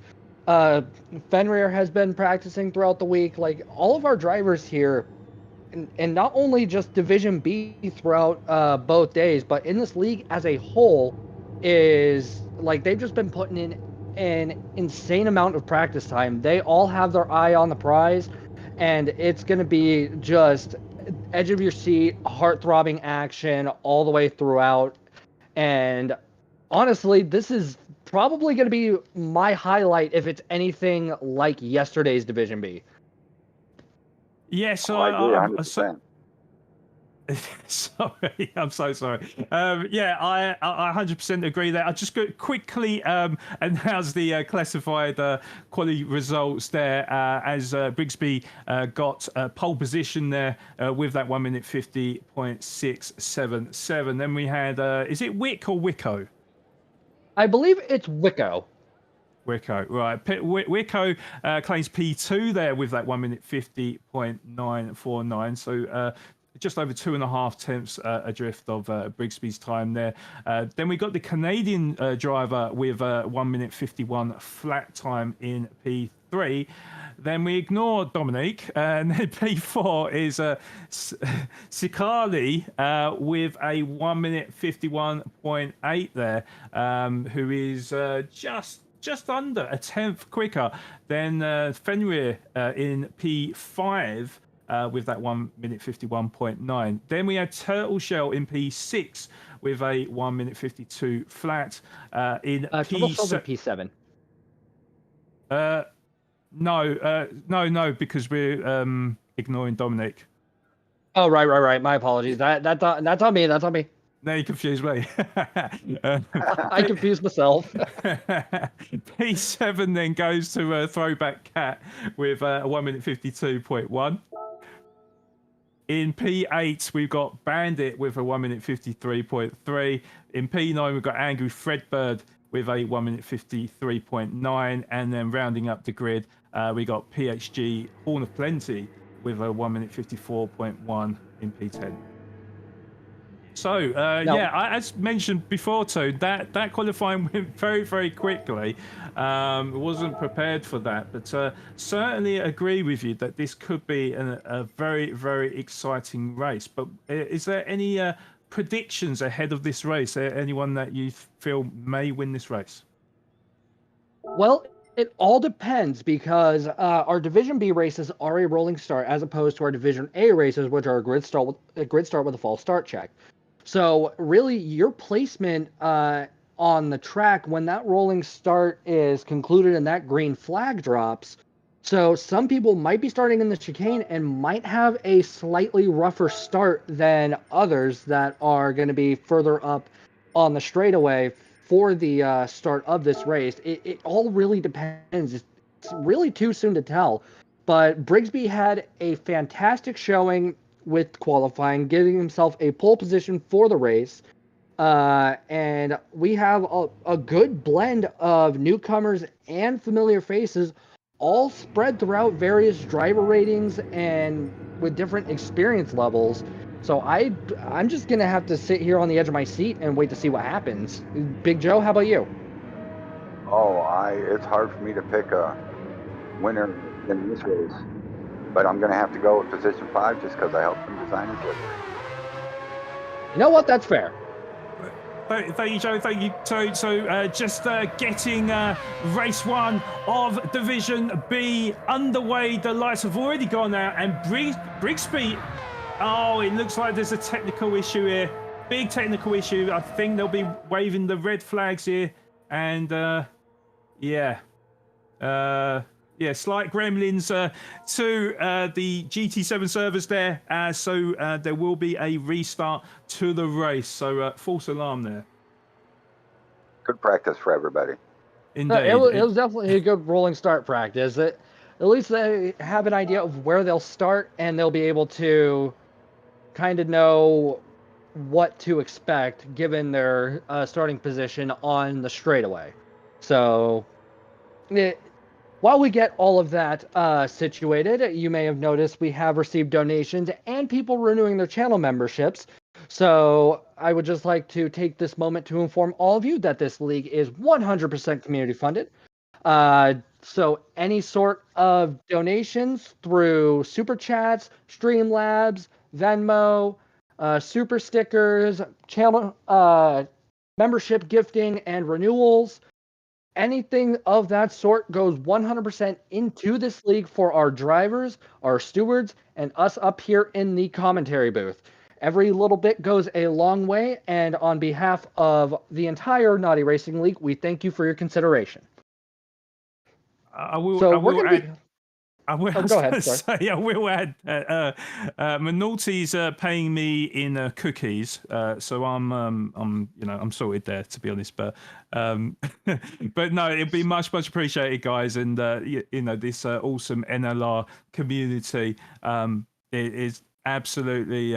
All the love and support we've had so far, it definitely goes unnoticed, and we fully appreciate each and every one of you. So thank you so much, guys, for sticking around.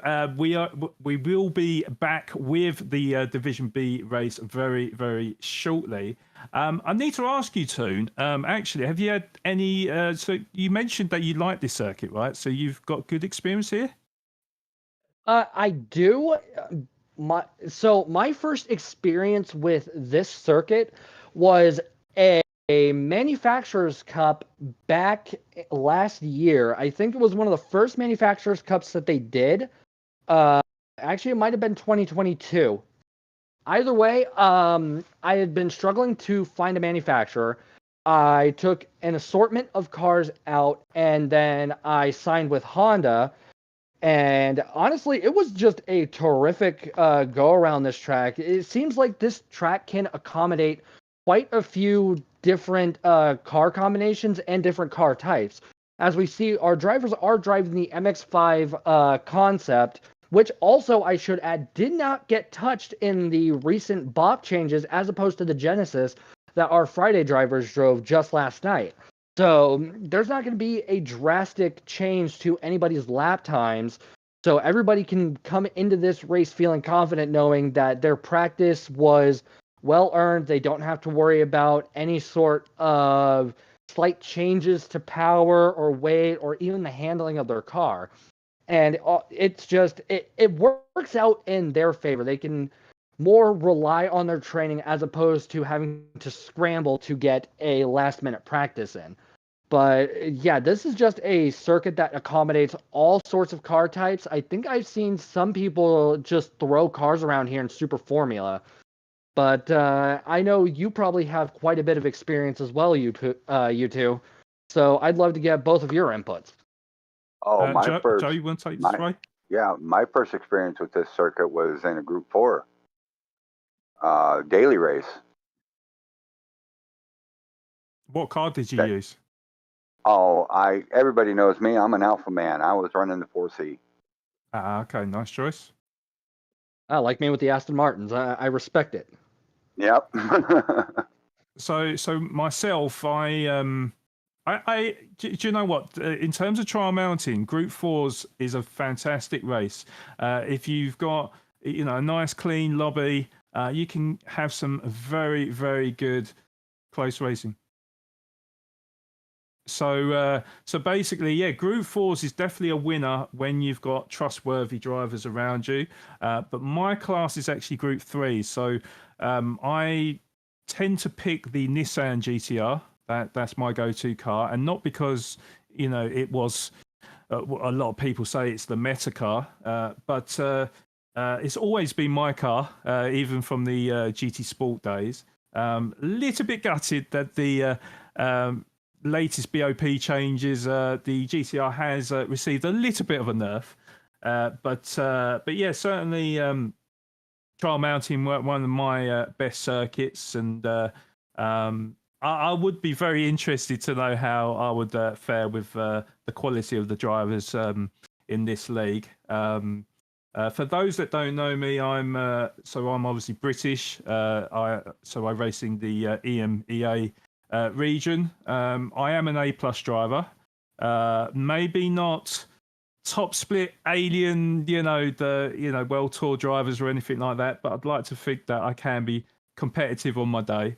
But yeah, I'm so glad to be behind the microphone tonight and not behind the wheel, because it seems like a lot of the drivers in this league have certainly put in their practice and may show me up. So, but yeah, certainly looking forward to this race. And I mean, tyre strategies. Well, what do you reckon, guys? Trial mounting tends to be reasonably hard on the tyres. Any guesses of tyre strategies for the boys and girls? I have seen, if it's anything like what I witnessed with the Friday Division B, which is what I more had my eye on, as opposed to this, I would just pop in and out, run a couple laps. But everybody seems to be adamant on running a no stopper as best they can. So if that's any indication of like just how much they've worked on their understanding of this car and like the nuances of the track and trying to find ways to preserve those tires, which will be tricky under racing conditions, mind you. I don't think we'll be seeing anybody going into the pits unless they absolutely have to. And given where the pit entry is, I could understand why. Now, have either of you spent any time on this track in this car that these competitors will be going around in? I did some time in our Brixby's rooms. I've done some time in Vikings rooms in this car, and it's a pretty technical track in these cars, and the best I could pull out of it myself was a 154, and these guys are moving much faster than that. So they know something that I don't. So yeah, I mean, it certainly is a tricky combination. I didn't really practice, to be honest, but I do like trial mounting. So my lap times, generally speaking, is around the sort of 1 minute 50 to 51s.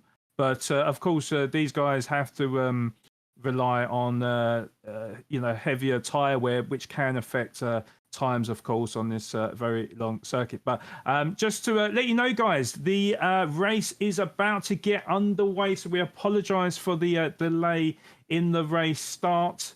And drivers are waiting for the get-go from the race stewards. So we have got Brigsby on pole position then, with Wicko in P2 and I still don't know how to pronounce his name, in P3. We'll call him 54. Okay, and so they're all lining up in single file for this rolling start. And away we go then. And I think they've got away nicely, haven't they? Yes, no problems at all. So Brigsby will lead us into the first turn then with Wicko just behind as well. They need to be very careful through this part. It's very easy to pick up a penalty, but so far so good for the drivers. Doesn't look like too many changes amongst the field. I did see Sakari and Turtleshell swap positions there in the background, but for P5 and P6 respectively. But so far so good for Brigsby, who will lead the train up the hill and towards the tunnel. Wicko providing a little bit of pressure though, and Brigsby, to be fair, he will be a sitting duck down the straight, of course, because it's got to be a good mile of straight, and Wicko firmly in that slipstream. He is going to have that pulling power and the extra overspeed as we exit the tunnel. Brigsby goes defensive early on, so no door open for Wicko. Wicko will maybe try the switcheroo. Brigsby goes wide, hits the wall, and Wicko does take the lead of the race. The switcheroo completed. So Wicko, the new lead of the race. Just to explain about Wicko, free agent, manual gearbox, and Logitech G29 used for him. And has developed roughly about half a second lead over Brigsby as we come into the penultimate corner to end lap 1 and on to lap 2. But yeah, great start from Wicko there, Toon. Yeah, that was a great overtake for Wicko. Now, I do want to make note, when I saw some of the drivers making their practice laps, it looked like coming up through turn 1 and 2, you can actually get that front end up in the air a little bit depending on the racing line you take, as we see a teensy bit of a lift from Wicko coming down the hill. So they also have to be mindful of that. And I also see that Brigsby now has a half-second track limit violation. So in cycling through this field, we also see Turtleshell as well has a track limit infringement. So these drivers are going to have to be very careful, not only with maintaining aggression while preserving tires, but they'll need to also be mindful of those track limits lest they wind up further back in the grid than they would hopefully want to be. And as we take a look at Throwback Cat, he is a free agent with a manual gearbox on a Logitech G923. And you can find Throwback Cat on YouTube at Mr. Sean-40. Yeah, so go ahead. Sorry. I was just about to say how easy it is to cut track limits as we just see Sakari go up the inside of Turtleshell up into P6, also alongside Throwback Cat. Can he make his stick? It's going to be a three-way battle going up the hill and into the corner, but it looked like Sakari just backed off for the time being. Throwback will remain in a P5. Turtleshell actually down into P7, so one of the drivers to lose out massively there, but still the three drivers in very close proximity, of course, as we go into the penultimate corner of lap 2. There is Sakari there in that very bright and beautiful livery there. We have got PhD Fenrir in P4 at the moment, looking very close to the back of Brigsby, and Brigsby looked like he was almost side by side with the Canadian driver there. Decided to back off, but alluding to the track limits earlier though, these curbs here, very, very easy to get it wrong, and if you get all four wheels wide of the curb, does result in a half-second penalty, and you'll be surprised, but it's very, very easy to accumulate them penalties in a sequence of corners there. So for the time being, it looked like P2, 3 and 4 got through there nice and cleanly, no penalties at all. We've definitely got a bit of a race brewing, that is for sure, as we go into the tunnel now, and this is where the slipstream really does come into play here. We got Fenrir, who is 7/10 behind Brigsby there, but Brigsby also getting towed along by the Canadian in P2. So will there be a move from Brigsby? I don't think it's close enough to make the move, so he will remain in P3 there. So very close battle as well between P5 and P6. We've also got Horn of Plenty pretty much all over the back of Turtle Shell now, as it looks like Turtle Shell has sunk a bit further towards the back of the grid there, or definitely closer to Horn of Plenty. Of course, part of the Papa's House of Game team on the manual transmission using the Logitech G29, and you can also catch him on YouTube at Horn_of_Plenty262. Brigsby just spun out. Briggsy. Oh, Yeah. what position is Brigsby falling back to? P3. Oh, he's falling back to P7. P7. Yeah, there he is. There he is. If we can get a P9 replay of that. now. There we go. Yeah, so he was in P3, looking really good, and right up the bumper of the Canadian in P2. Coming out the last turn. Oh, he gets that oversteer out of the corner, clips the curb, got on the power a little bit too early, and into the barrier. And not only has he got front bumper damage, but he's also got wheel damage as well. So it remains to be seen whether or not he will pit to recover the damage there. It really depends on the tyres, but certainly that is a big mistake on his behalf and costly. Well, luckily for our Division B racers, the damage is set to light, so the damage actually repairs over time over a course of, I believe, 11 seconds. So yes, you are, by the yeah. time we got back to Brigsby, everything was all nice and neat, so he can try and make up for any lost time with his intimate meeting with Barry R. Now, as we're moving through the field, it is starting to spread out just a teensy bit, but one of the luxuries about this car is it's rather zippy, and it also is narrow, so it can afford you that 3 wide action that we saw earlier in Banky Boy the lap prior. So it's only a matter of time before we go in and see how this all shapes up, because we're just now approaching a third of the race done. Indeed, and yeah, it's going by very, very quickly as we ride on board with the Canadian in P2. There is not much of a gap between himself and Fenrir in P3, of course. 0.8 of a second is the gap at the moment. Looking to apply lots of pressure to the Canadian. It looked like the Canadian took that very, very nicely through turns 1, 2, 3.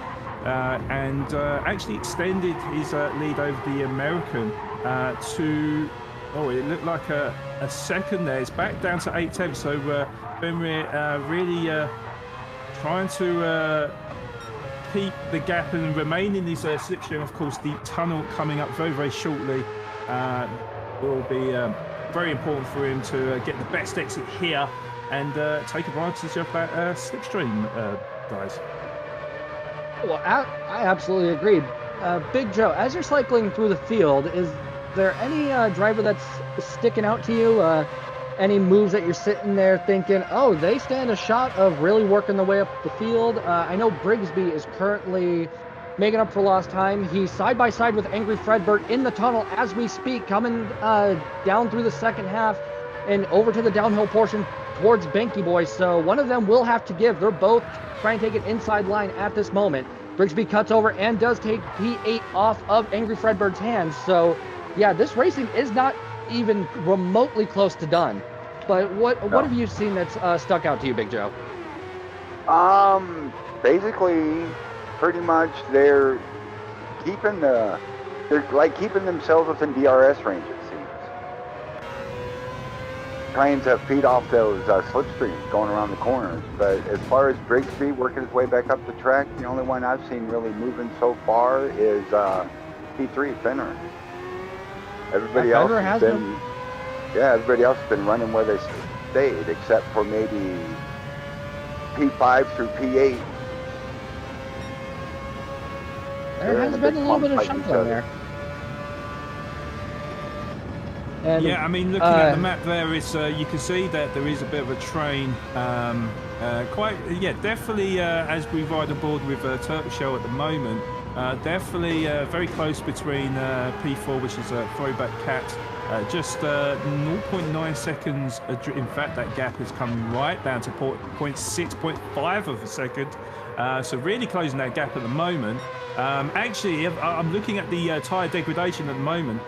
The right-hand tyres starting to look a little bit worse wear. They're just starting to fall off at the moment as we look at the potential strategies there. So it's looking more likely that it's either going to be 7 laps on the first stint and 8 laps on the second, or 8 laps on the first and 7 laps on the second stint. So certainly a one-stop race.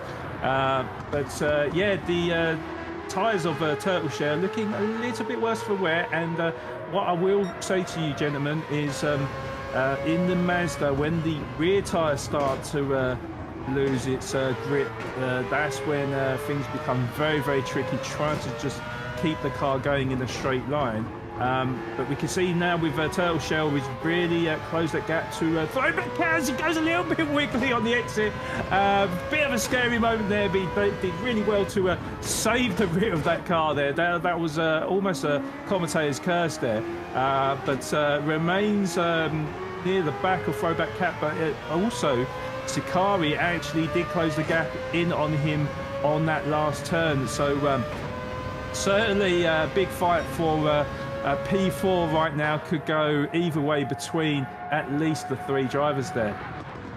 That's true, but they also have a huge uphill battle in catching up to the pack of 3 up the front, or at least the first pack of 2 between 54 and Fenrir, because Wicco has pulled away, but at what cost? His tires are looking absolutely worse for wear. So I think Wicco may have been just a little too exuberant going through this field, as opposed to some of his competitors further back, such as 54 and Fenrir, who are sitting way better in terms of tire life. But Brigsby, in the name of catching up, has also been sacrificing a little bit of tire life as well. But I don't think he'll need a pit as bad as our race leader at the moment. What are your thoughts, Joe? Well, how do you think this race is shaping up at the moment? I think Wicco might have to start thinking about some tire conservation if he wants to pull a no-stopper. Otherwise, I think he's going to have to stop. Yeah, certainly a very brave and bold strategy there from Wicco. I suppose lap times will determine what he decides to go with here. Certainly we are just... Oh, there's Brigsby lost the rear, or is that like... No, I think that was an incident. Brigsby into the wall. There's Angry Fredbird just in the background there. Probably will make the move on Brigsby. As we go into the turn, there was it looked like a big mistake. Can we get a replay on that at all? And Turtle Shell has gone into the pits. Let's see what happens with Brigsby. So just going down the brow of the hill, and he just, going left on a right-hand turn. Not the optimal line there, unfortunately. Big mistake there. So having a bit of a nightmare on them tyres. And Brigsby, yes, into the pits from I think it was P7 at the time, wasn't it? Or P8. Turtle Shell also in there with Bandit as well, also in there from P10. Wicco currently 8.5 second gap or deficit to the Canadian in P2, but you can see he's got nothing on them front tyres and nothing on the rear right tyre as well. So I find it absolutely amazing that he's looking, reasonably composed out there, and without, cursing his luck. Turtle Shell has a 3-second penalty for a pit lane infringement. Now, speaking of the pit lane, something interesting just occurred. As I was keeping an eye on Bandit, he went in with a half-second penalty, but was able to serve it as he was leaving the pits. I don't know if that's the case for every track, but that was very interesting to see. As we also have some side-by-side action coming into Banky Boy between Dagger and Throwback Cat. Everybody's trying to make up for lost time, but they've also got to be mindful of those tires. Indeed. And was that Sakari on Throwback Cat? It was Sakari Dagger and Throwback Cat having some side-by-side action into Banky Boy. But yes, the race leader and Fenrir are both now in the pits. And both P4 and 5 going into the pits as well. So it looks like quite a few of the drivers on the same strategy there.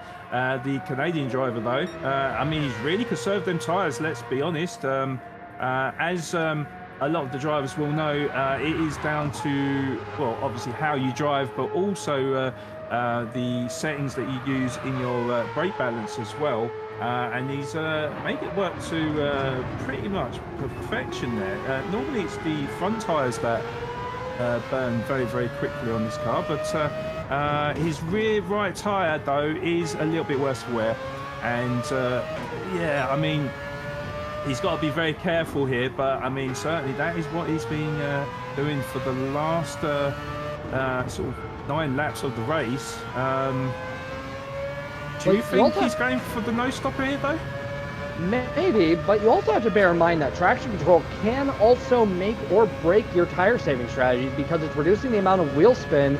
So it seems maybe throwing on traction control to preserve some tire life at the cost of race pace is a good call, as we see the sun coming down with our race leader going into Banky Boy for the 9th time, and we have just an ensemble of drivers coming through that tunnel. It's still going to be a head-to-head race for quite a while. I don't know if 54 will be able to hold on to those tires for the entirety of the race, especially because we have a plethora of drivers on fresh tires at the moment.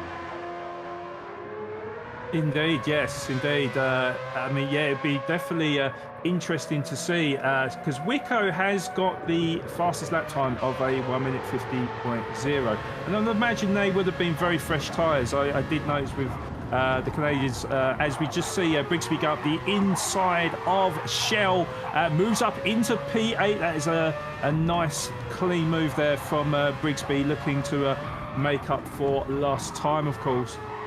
Shell might not give up without a fight, though. Seems to be all over the back of Brigsby as we go down the hill and into this left-hand turn. But it does seem like Brigsby is going to start pulling away and trying to catch the rest of the field. I believe there is a good few seconds between him and the next place. In fact, it's 5.5 seconds between himself and Throwback Cat in P7.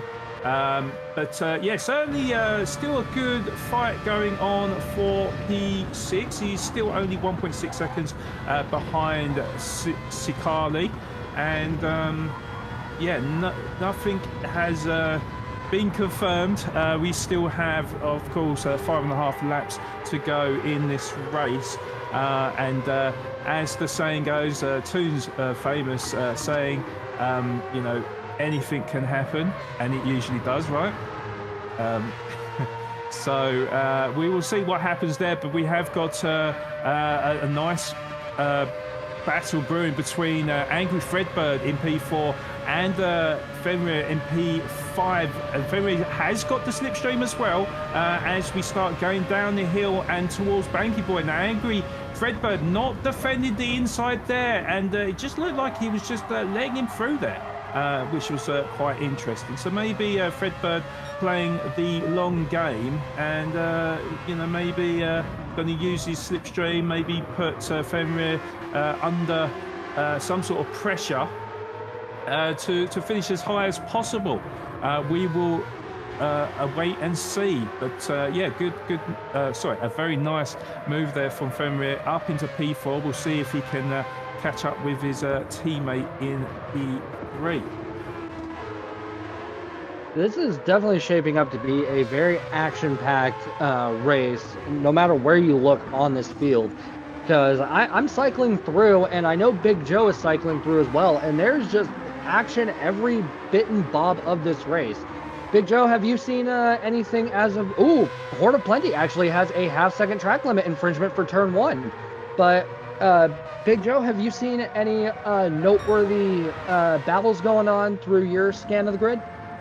Not at this time, except for when, like, we've got Shell still on the back of Brigsby trying to catch him. That's about the closest battle we've got right now. All right. Yeah, these guys are really giving it their all, and now that the sun has completely set on Trial Mountain, it's going to be... Oh, and Horn of Plenty has spun, but he was able to somewhat save it. Could we get an action replay of what just ensued? All right, we've got Horn of Plenty coming down. Actually narrowly avoids the wall, but suffers a little oversteer, but is able to use the wall to correct his course. So that could have been a whole lot worse. Well played to Horn of Plenty. Yeah, it could have been a lot worse there for the American there. I have been, although I'm only looking at stream here, I have been looking at the track map. It does seem like Wicko is starting to catch the Canadian. Of course, the only one that hasn't taken his pit stop. The gap has reduced down to about 5 seconds now and closing. So it does seem like it's taken its toll for the Canadian driver, Wicko, with them fresh, soft tyres, of course. Looking at the lap delta there, so his last lap was a 1 minute 53.7, which actually isn't that bad considering his tyres are dead. But Wicko, I think, is hitting roughly around the 1 minute 51 mark. So he'll be closing on the on 54 there, probably about 2 seconds a lap. So certainly 54 probably looking good for a podium perhaps, but it does look like if Wicko can keep it clean, no mistakes, it could be that before the end of this race at least, he'll be able to snatch the He had a position change for 3. 54 from the jaws of victory. Yeah, go for it. Sorry. Enter just overtake Horn of Plenty for podium, 3rd place. Yep. And judging by Horn's tires, it wasn't a matter of if, but when. When, yeah. Honestly, it's great to see these drivers passing one another in such clean and professional fashion. And it's also nice to see that some of these drivers are knowing when and when not to, pick their fights. So, with an example, Fenrir sending it up the inside of Angry Fredbird, that was a very educated and very good call from both drivers. They knew what was going to happen, they saw it coming, they planned accordingly. And it's just great to see the level of competition in racecraft and sportsmanship from these drivers. It's a breath of fresh air, especially given the state of some of the daily race lobbies for this game as a whole. We have Jagger closing in on Fredbird right now. Yes, indeed. I was just looking on that now. Sikali just up the inside now, over the curb, makes his stick, and Sikali up into P5 ahead of Angry Bird, who will be under pressure from a throwback cat, who is firmly in that slipstream just behind, with Brigsby for company as well. So there could be a few changes in the grid order as it looked like throwback cat went a little bit wide there, caught a wheel on the side of the track there, but it could have been lag. I'm not 100% sure, but certainly throwback cat trying to close that gap, and Angry Bird went on a bit of a defensive line there. There's Horn of Plenty. What's happened to and Fredbird is on the wall. Big contact between Throwback Cat and Angry Fredbird, and it's all been kicking off there. Horn of Plenty, I'm sure he was a bit further up, wasn't he? I'm not 100% sure. But Brigsby up into P6 as well, so in the matter of a couple of corners, quite a bit of action ensuing there. There is Sikali, there is Throwback Cat, P6, 7 respectively. I think we've just gone past the incident there, so our apologies there, but we still got a big battle brewing up in the closing stages of this race, and we got Brigsby in P5 defending hard from Throwback Cat.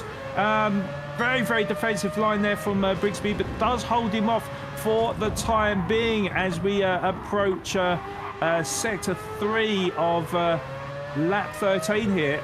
Brigsby again, just kind of taking very defensive lines. You have a new leader as well. Yes, and good spot. Oh, good spot.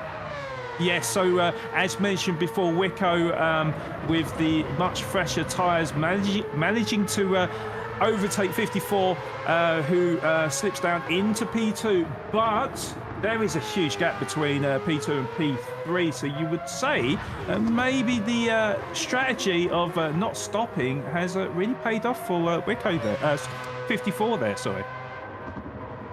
It also seems the gap between Fenrir and Dagger is actually starting to increase some more. So I think if Fenrir can keep up this pace, he'll be able to sit comfortably in P3 for the remainder of the race. But anything can happen, and something probably will happen. Only time will tell. It's just going off what we know now. There's a good chance that if 54's pace declines even more due to the dead right side, Fenrir might be able to snag a P2 by the time everything is all said and done. Only time will tell. And Brigsby is in the wall! Brigsby is in the wall and now down to P9. Let's see what happened there.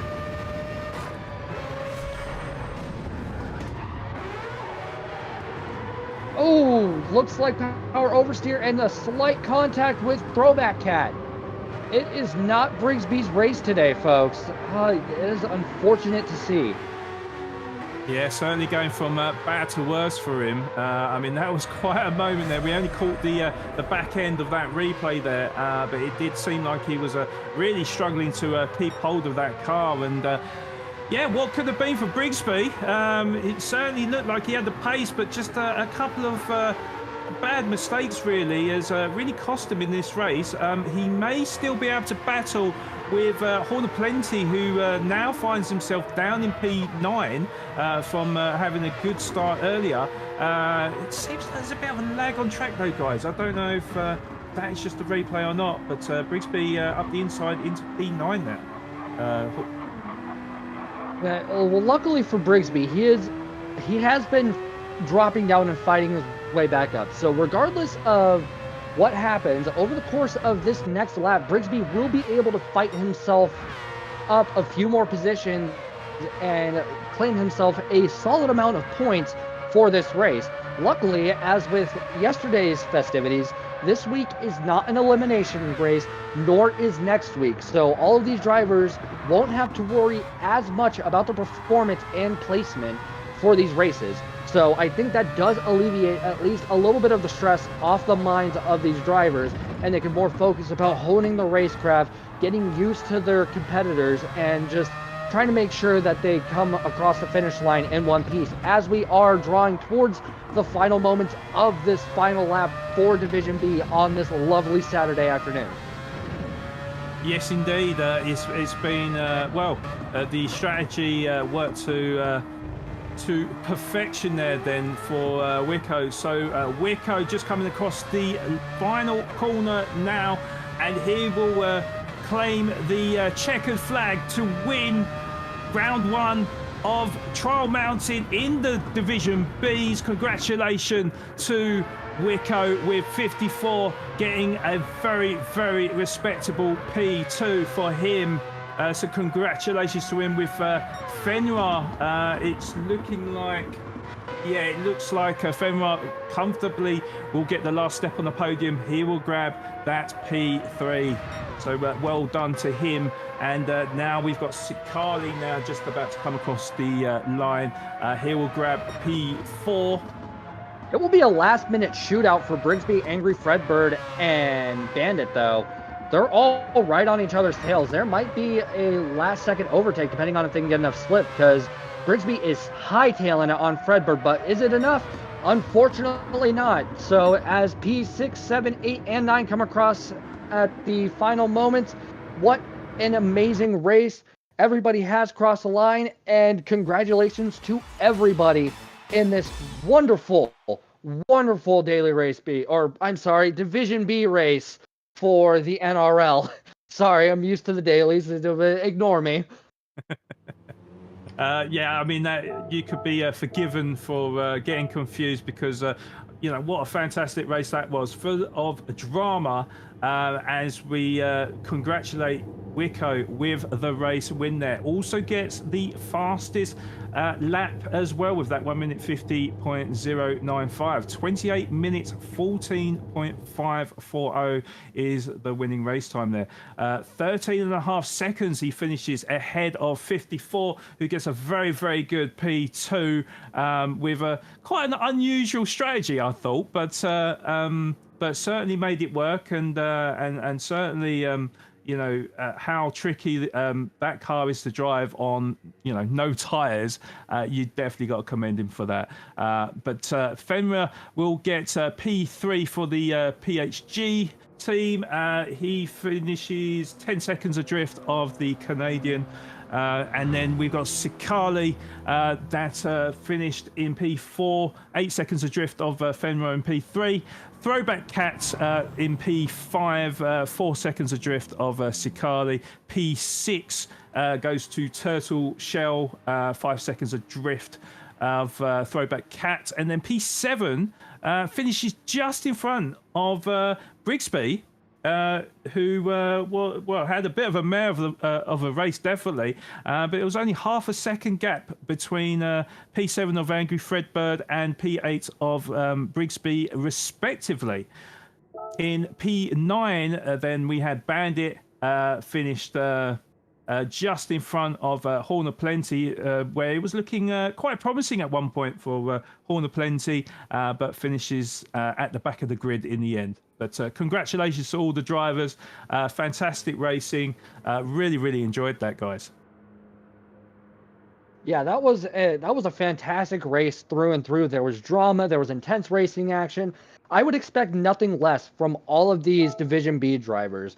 This might be the division to keep an eye on for both days throughout this entire season. Like, I have been thoroughly impressed from our Division B drivers, and it's been action-packed from start to finish. Big Joe, what are your thoughts on the race? Oh, I agree with you, too. And I think it was a very entertaining race, very action-packed, and I do think this Division B is going to be the division to keep an eye on. Fantastic. Now, while we wait for our interviewees to come on in so we can congratulate them for a job well done, were there any like pieces of the race that caught you all by surprise? Anything that turned your expectations up on its head? For myself, it would probably have to be seeing just the shakeup in the standings for the entirety of this race. We have some that placed higher, some went lower due to unfortunate circumstances, but like through and through, we just saw nothing but action and just excellent driving standards from everybody involved. So yeah, what stuck out to you guys the most?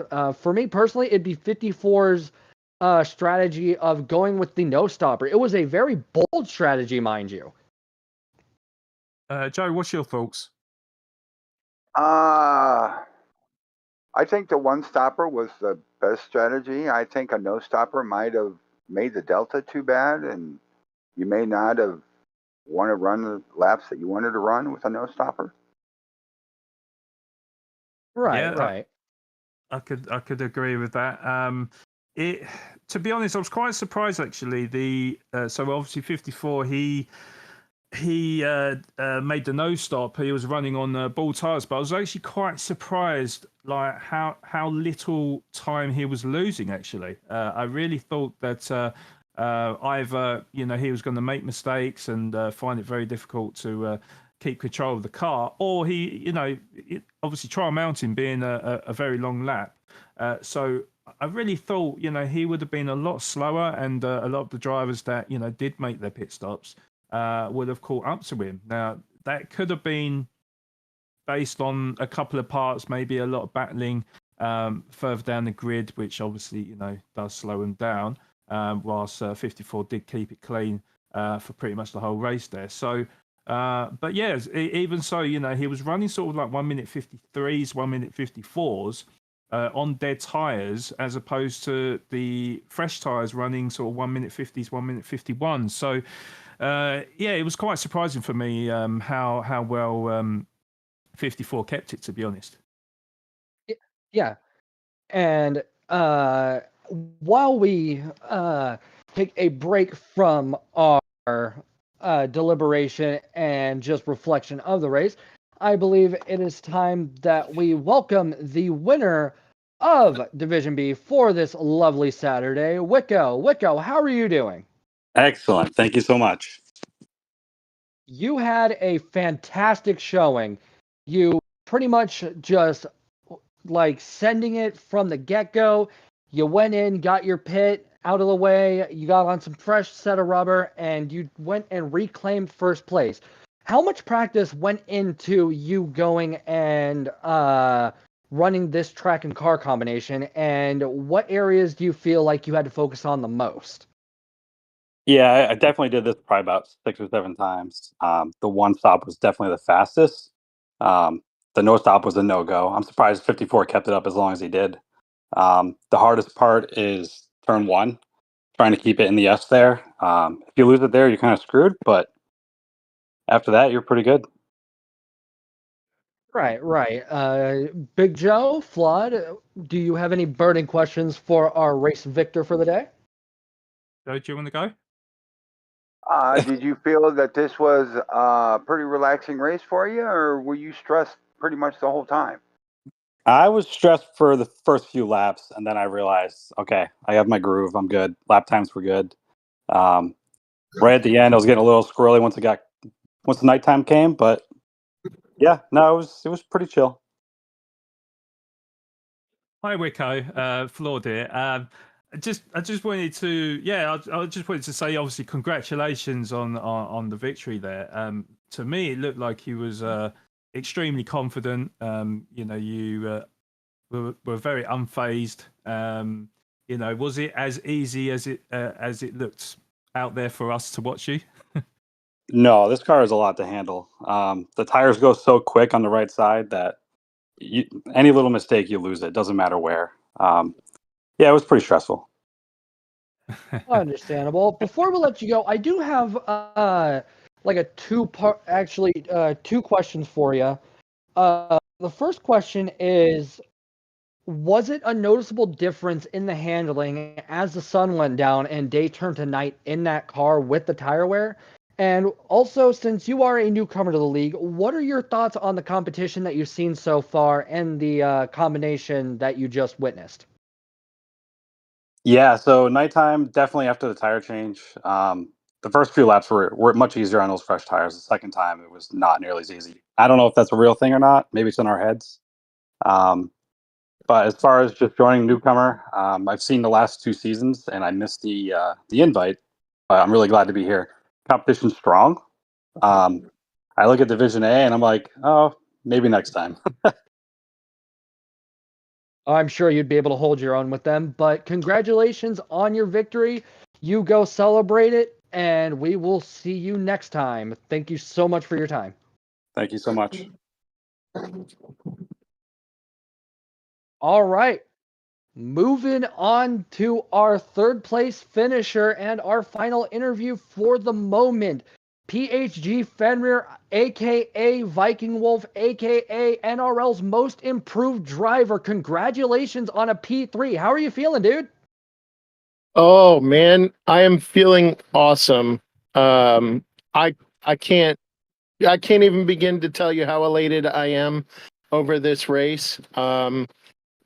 Before I get into anything question wise, I just want to say absolutely thank you to Naughty for this great stream and league, and all the drivers and all the staff, Utune, Joe, Flawed, everybody. Just amazing job. That really means a lot to all of us.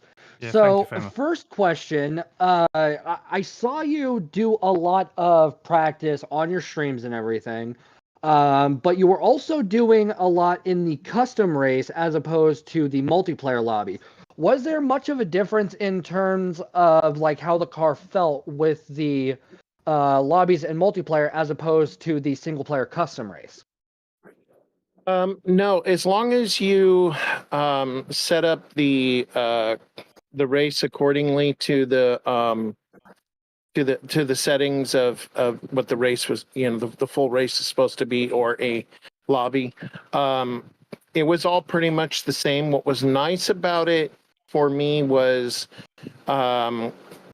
two things. One is I basically went into this with the attitude of, okay, I don't care how I finish as long as I don't wreck anybody and I'm able to put on a good show and put my best out there. So with that being said, running the private custom race like that, I was able to race like nonstop every day, half the night. I didn't do any dailies. This whole week was literally spent on custom race like that. So it helped out a lot. That was also Shaggy's idea. Yeah, the encouragement from Shaggy is very nice to have. He is 100% built different, and all that practice really paid off. Gentlemen, do either of you have any questions for our illustrious P3 winner? I do, did but you Joe, feel do you want to that go? Did you feel that this season was better for you, Viking, than last season?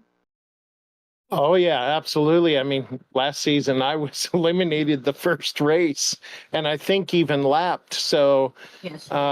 yeah, I felt very much better about this one. That's fantastic. Flawed? Yeah. So, hi, Fenrir. So I'm obviously quite new to this league. So I'm, obviously trying to get to know you guys. But yeah, congratulations on that P3. You really went through the field there. I was going to ask about the difficulty of the car because it seemed like as soon as the tire degradation went on the rears, it seemed like it was quite a tricky car to really keep control of. What's your thoughts on the car? Is that your type of Group 3 car? Actually, no, it is not. I don't know if you've heard Naughty before saying like, you guys are gonna hate me and all that stuff. But yeah, when I saw the car and then I finally got to drive it for the first time, and what track we were on, I was like, oh my God, Naughty, why? Because I could not keep it under control. It didn't matter what I did.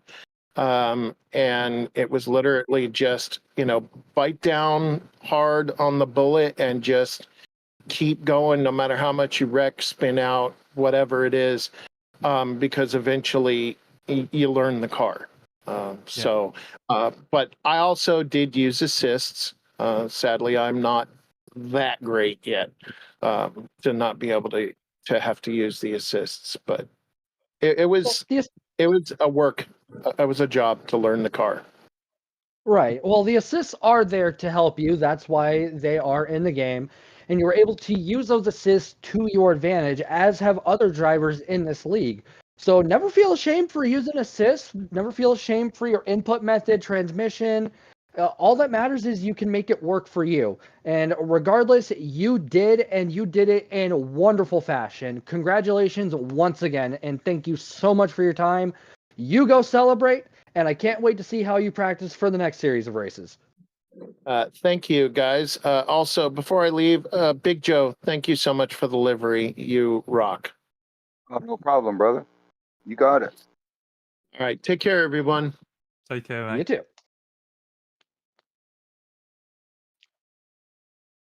I'm getting word from production that Papa has sent another super chat, and it is $10. Says, Dono for the PHG podium today. Well done, Viking. Proud of you, man. There's an outpouring of love and support not only for this racing league, but also for PHG as a whole. It is really like one big happy family for them. Now, please sit tightly while we get these results all tabulated and looking nice and showy for you all. And we will be back after a brief intermission.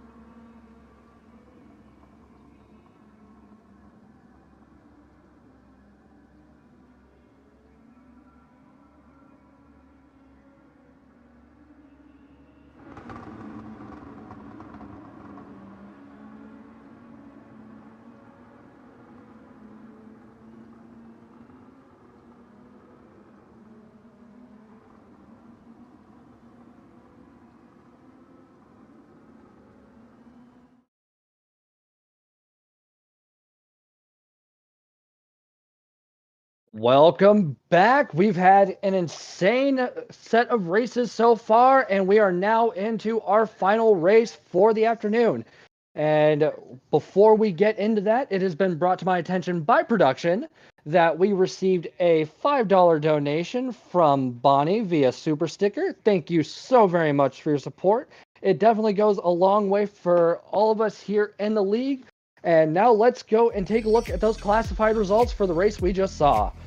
Flawed, take it away. Thank you, Tone.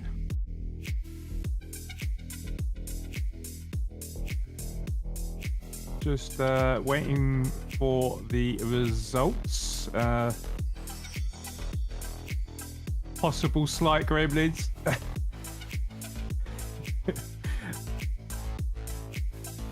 Okay, slight technical issues at the moment, guys, but we will bring that as quickly as possible. In the meantime, It wouldn't be the Naughty League without our gremlins. Nope, they get paid a decent salary too, so they're Yes, doing their they jobs. do. getting their money's worth. Well, whilst a production try to sort out the gremlins currently at the moment. Oh no.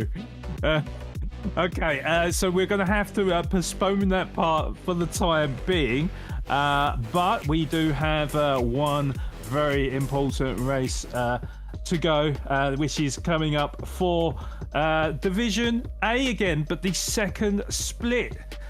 So we are back at Dragon Trail Gardens. The Bermuda Triangle of Dragon Trail, where last time in the first split there was a bit of rain. That graphic is the Barcelona.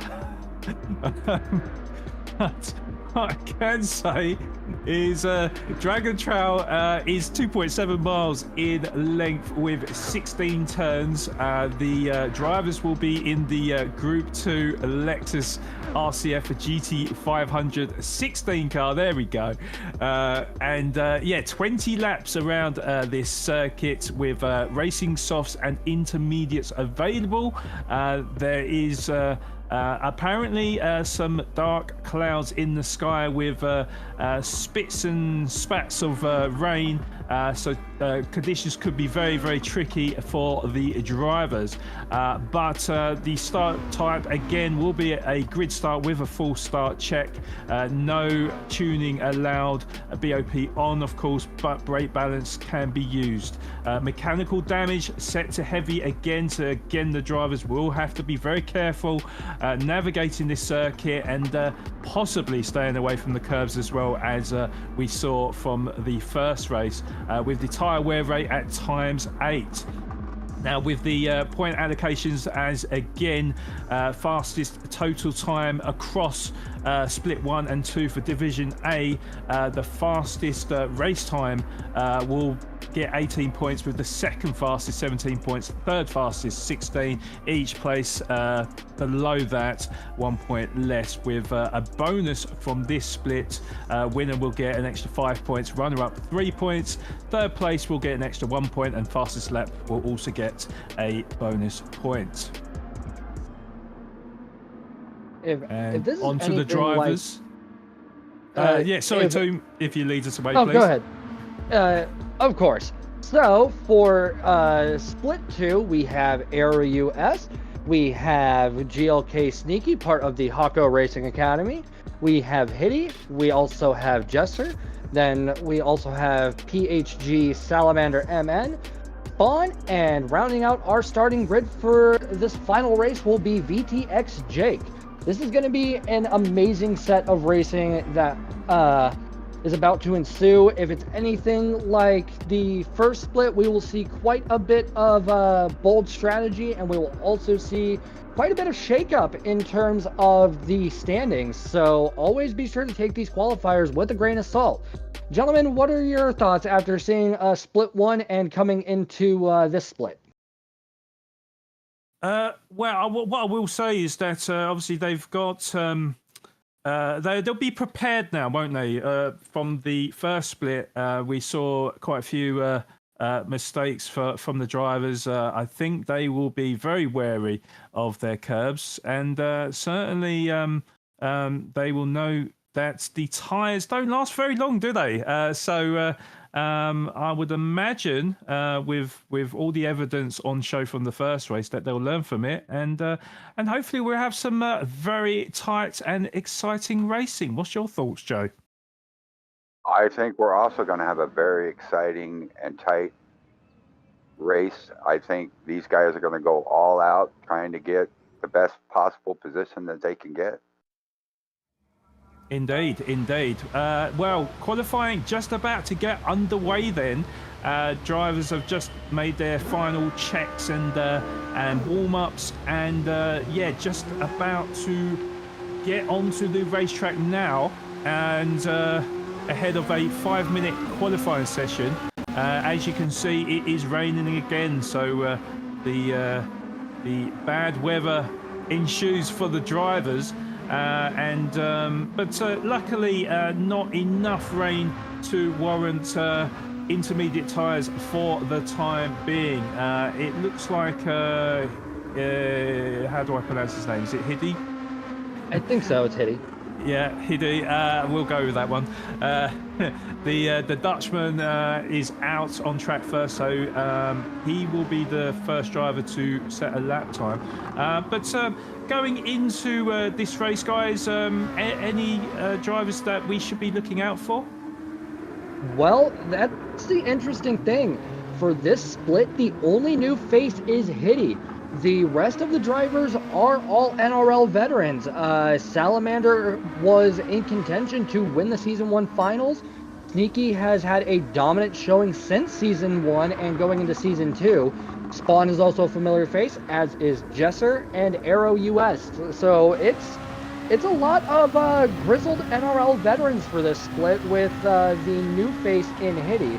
Only time will tell, but if the last couple races have been anything to go off of, that new face will put in a very dominant showing, as we've seen with the past set of races over the last 24 hours. What's your thoughts, Joe? I think that it's going to be a good race, but I think we need to look out for Sneaky, just because he's part of that Hako Racing Academy, and he was pretty dominant last season. Yes, well, Sneaky, I actually know him reasonably well. A lot of my roots are from Twitch, and Sneaky was actually featured in one of the Moose Mafia races, actually. I know him very well. He's a very, very fast driver, I have to say, very consistent. So expecting big things from him, but yeah, certainly the drivers will know their A game. Hiddy is certainly a driver, an unknown driver to most of the drivers out there. So he could provide some surprises. Well, we're going to find out now, because he's just coming across or going around the final turn, actually, to set a new hot lap. So what sort of lap time can he produce? Just about to come across the line now. It is a 1 minute 25.4. Salamander immediately improves to a 1 minute 24.3 on pole position. There's Sneaky as well into P2, just 1.5 tenths down on Salamander with a 1 minute 24.5. Then we got Spawn as well, P3 for the British driver. But Salamander, just to give you a little bit of information for the American, so he is part of Team Papper's House of Game. He uses a Logitech G923 with the manual gears, and he is also on YouTube at Salamander MN. And Salamander is off rallycrossing at the moment. But speaking of the new face, we can see on the back bumper a certain tag mark of our esteemed racer and one of the greatest livery designers in the world, sugar shuffles for Hitty's car. But speaking of livery designers, we also have Salamander in here, who is, for all intents and purposes, the second greatest livery artist in the world. They went head-to-head in Digit Gaming's livery contest, and those two made it to the finals. It was an NRL 1-2, and we could not be prouder to have those two part of the league. And moving on to the other drivers in this field, I would like to throw out that Sneaky is racing on just a come stock with a PlayStation controller. So with that time, it does also cement the fact that it does not matter your input method, your assists, or anything else. If you can make it work for you, you can do astounding things in this league. As we see with the driver card right there, he is a member of the Hawker Racing Academy on a manual transmission, racing with the controller using motion controls of all things. You can find him on Twitch at GLK_Sneaky. Indeed, yeah, that is. There's not many people I know that is, good with motion controls. That is for certain. So he must be very good at Mario Kart then, obviously. But yeah, with 5 minutes already gone by in qualifying, this is going to be the last lap for the majority of the drivers then. We are on board. Oh, it looks like Spawn has backed out of that lap, so he won't go any quicker. Salamander's already in the pits. How do I pronounce his name? P5? Jesser. Jesser now just coming through the chicane then.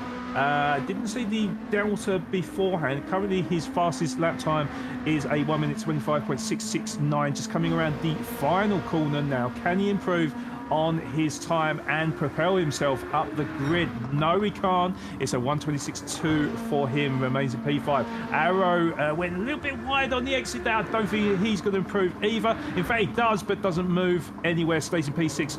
GLK Sneaky, however, does improve up into P2, 91,000th of a second, separating himself in P2 with Salamander on pole position. So congratulations to Salamander, and maybe rightfully pitted early on, felt very confident that he was going to remain on pole position.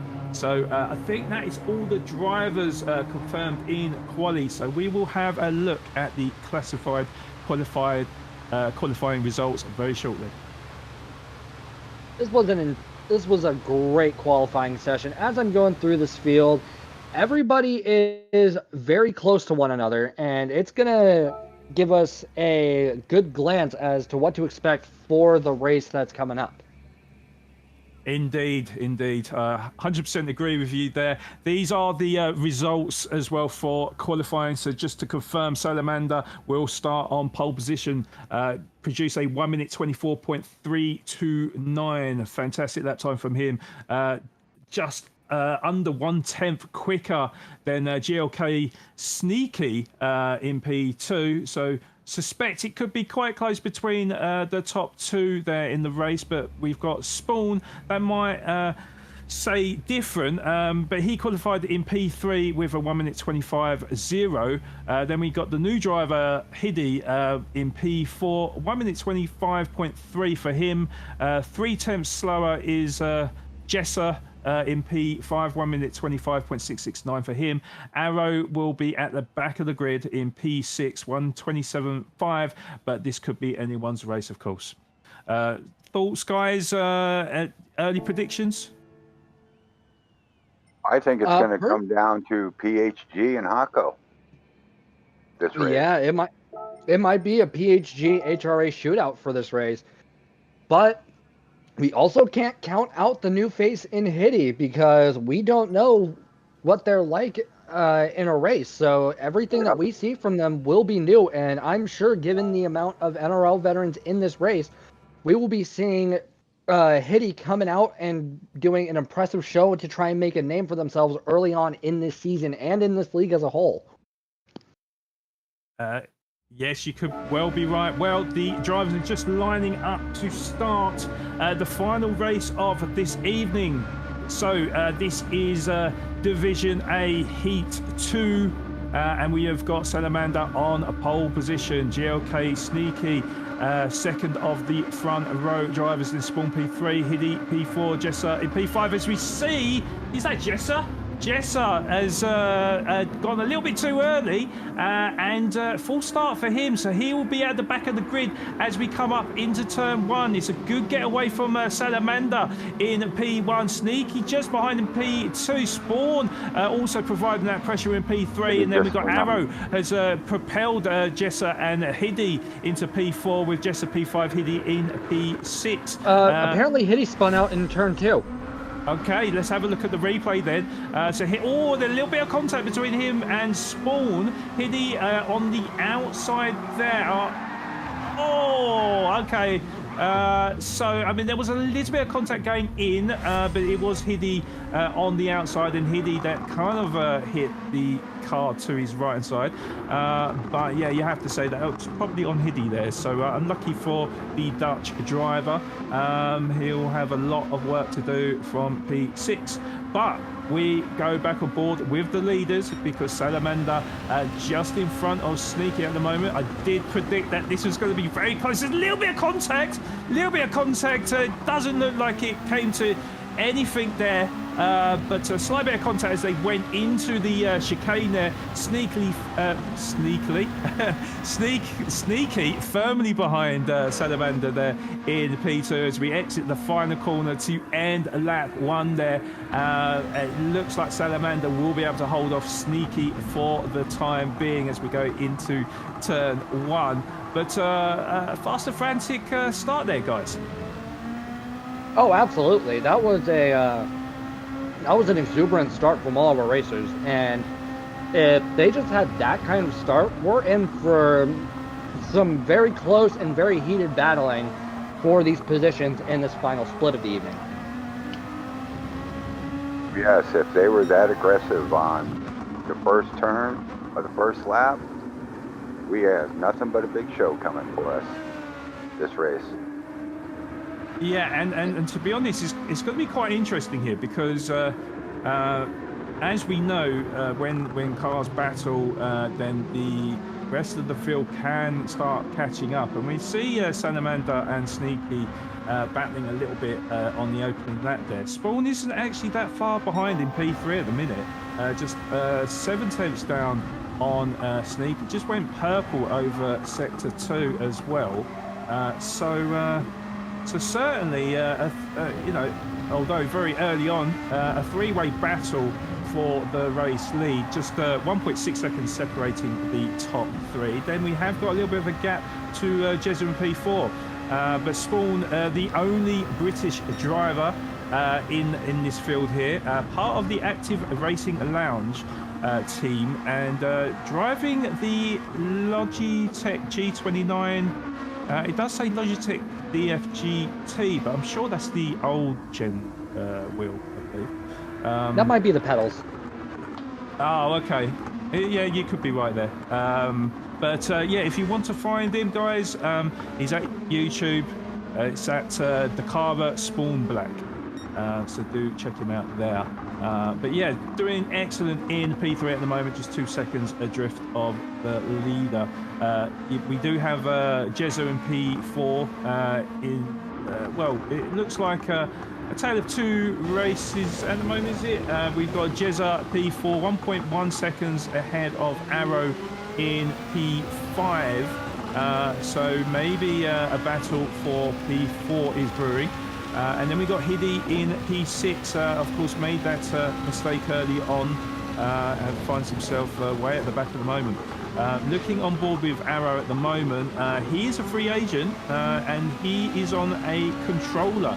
So we was talking about fast controller players out there. Arrow seems to be another one of these drivers. Uses the manual gears on the controller, which I can imagine would be very difficult. But if you do want to check him out, easy. Is it easy? Oh yeah, it's just X and square. Your thumb's pretty much highlighted over both. Some might argue you actually have a slightly faster response time for gear shifts that way. Okay, I mean, I've never been a controller player, you see, so I've always been on the wheel, so it's alien to me. if anyone can, keep all four wheels on the circuit, on the controllers. We see Arrow just go a little bit wide there. Don't want to be getting on the AstroTurf there because you do pick up a bit of dirt on the tyres. Yeah, guys, if you do want to check out Arrow, he's on YouTube. It's at Arrow GT7. So yeah, Arrow, like, as I said, probably lost a little bit of time there due to going a little bit wide out of the exit there. The gap between him and Jezza is currently about 2.2 seconds. It seems like Jezza's lost a little bit of ground to the British driver in Spawn, who's now roughly about 3.1 seconds the gap. But to be fair, only just over 5 seconds from the race leader. Jezza is also a free agent. He uses a Fanatec DD Pro. Of course, I expect him to use the manual gearbox.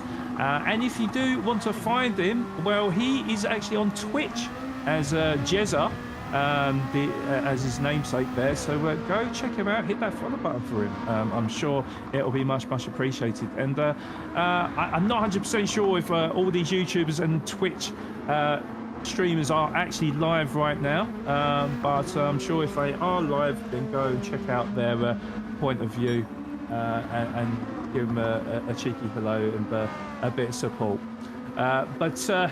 Yeah, so far so good for Jezza as we look on board with GLK_Sneaky,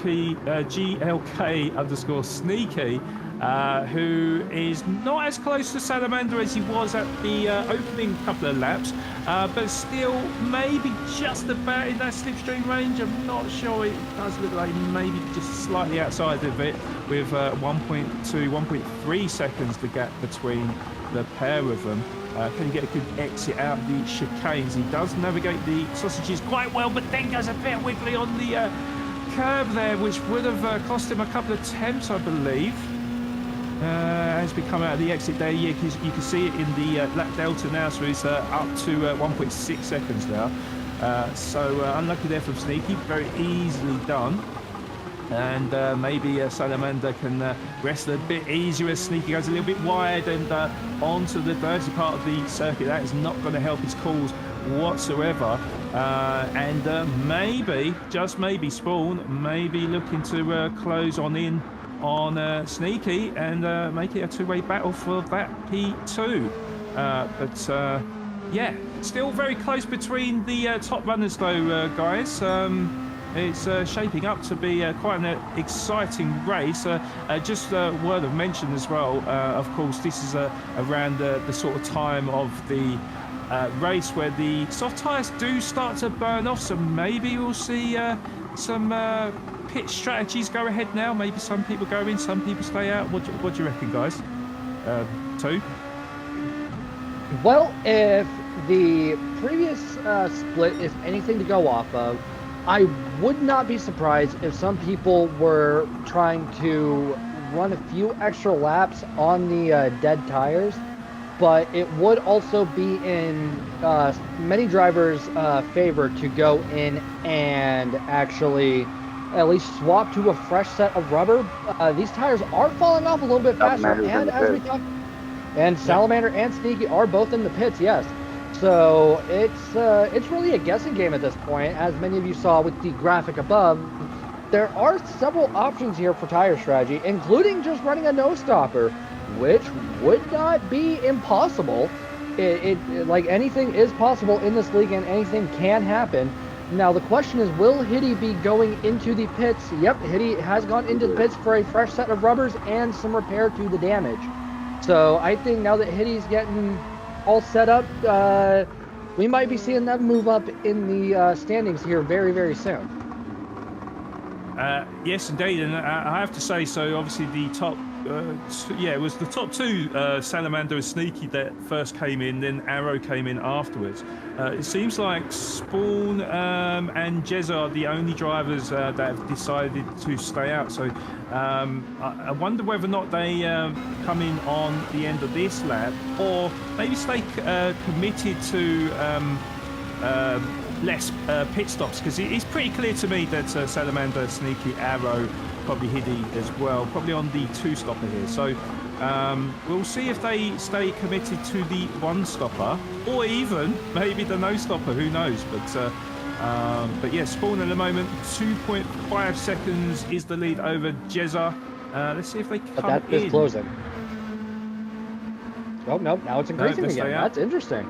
Yeah, they stay out. Also, Jezza has a little bit more tire than Spawn, though. that he does. And Hiddy's going to have a nice opportunity to try and close some ground because Arrow has a 3-second pit lane infringement that he has to serve now. So, this is a very unpredictable race, and I can't wait to see how it shapes up, especially once we get towards the latter half of this race.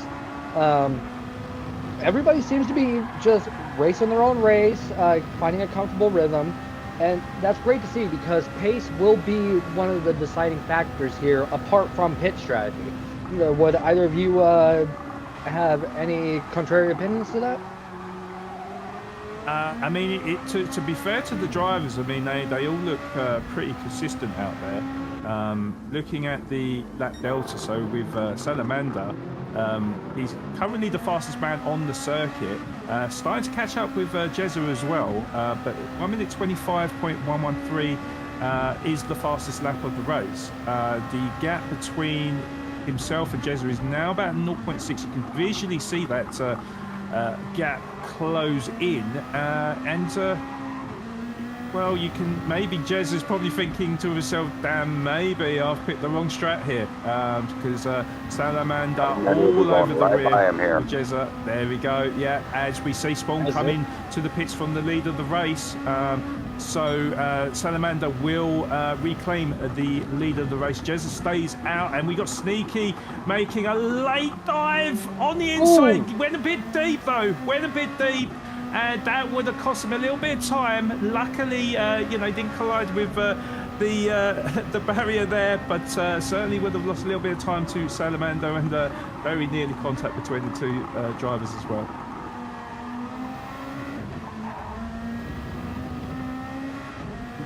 Now, I would like to make note that we do have a livery here that is currently It's a livery representing a bar that is actually playing this league as we speak. So to all of you, a very warm welcome. We're very happy to have your company. And we hope that you have enjoyed the festivities so far. And we hope to see you for some more racing action in the future. Almost feel famous now. We're on the big screen. We've hit the big time. I gotta call my dad. Yeah. But no, absolute pleasure to have all these amazing viewers to watch the racing action. Hopefully they're enjoying it as much as we are as we look on board with Sneaky then as we finish lap 9 onto lap 10, so very nearly on the halfway mark for this race, and certainly keeping the pressure up on Salamander. It's within a second and maybe just outside the slipstream range, but actually this could work out to his advantage, because as we know, when you're in the slipstream, it does benefit down the straights, but in these technical corners here, this is where the aero becomes a disadvantage, because you get that dirty air and you get less downforce and cornering ability. So probably worked out to Sneaky's advantage. Maybe he is playing some mind games here as well. Maybe just trying to keep to a certain pace and try to sort of keep the tyre degradation to a minimum. And you can certainly see with the lap times, certainly very similar between the pair of them. And I've not seen the gap go any further over than, say, 1.5 seconds. So yeah, we'll see if this is a smart strategy here for GLK Sneaky. As he does have to pass the slap right now.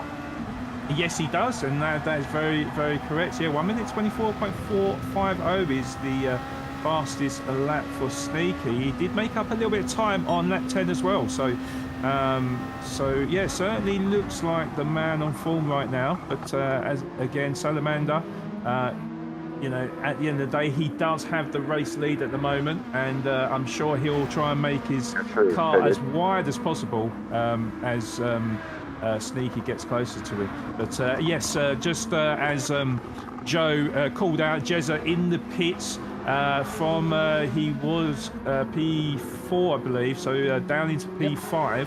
It might be P3 actually, but yeah, down into P5 as we ride aboard with Arrow, who currently finds himself in P4. Quite a fair gap adrift of the British driver in Spawn. It's now like 10 seconds and rising. So certainly a lot to do for Arrow if he is going to move up any more positions. Maybe he may settle for P4, but we still got a long way to go. We're on lap 11 of 20. There is still a good 9.5 laps to go in this race. And Toon, do you want to say your saying? Anything can happen, and something is striking me as a little odd here. Didn't Salamander and Sneaky go into the pits at the same time? Yes, they did. They did, yeah. They did, and Salamander's tires are pretty much mint condition compared to Sneaky's right now. Sneaky's front left is almost completely checked out for the evening.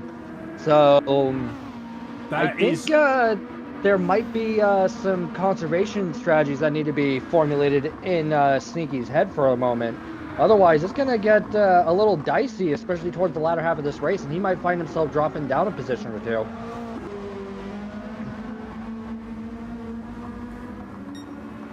Okay. Oh, well, I was just about to say, obviously, we know that Sneaky's on the controller, and I'm fully aware that it's very difficult for controller players to conserve the tyres on controller, where it might be a little bit easier on the wheel, where you've got a little bit more moderation in your inputs, certainly steering and using the pedals. So that doesn't surprise me. However, I did think that Sneaky was catching up with Salamander, but how wrong can you be? So yeah, 3 seconds is the gap between them two. So it's looking like Salamander's to lose as we look on board with Jezza in P5, who got very, very close into the entrance of the hairpin there, looking to really close in on Arrow. He will have that slipstream. He won't be able to make a pass through the chicane here, but will be looking to get a tidy exit and maybe get a good run on Arrow as we approach the final corner and the back straight. So Arrow, to be fair, Arrow got a very good exit, and not so much for Jesus, and not going to be able to take advantage of that slipstream, and it is, well, he's going to have to try again on lap 13. Well, Jezzer did also get a little lucky. He almost suffered the same fate as Moose when he was riding that curb. It could have gotten a whole lot worse. So well played to Jezzer for being able to bounce back and avoid imminent disaster. Indeed, indeed. And oh, look at it now. Oh, Jezza up the inside. Jezza up the inside of Arrow, makes his stick up into P4. That is a sweet move, and you don't normally see overtakes on that corner there, but Jezza made it work, and great stuff from the American. And Arrow, well, you can see with Jezza's tyres there, he's got fresh, soft tyres there, so definitely taking full advantage. Yeah, fantastic move from Jezza. Arrow, well, you can see from his tyres, that is possibly why Jezza made it look very easy there, because he just had so much more grip. As we see the top two dive into the pits from P1 and 2 respectively. I suspect that Arrow might be doing the same now from P5.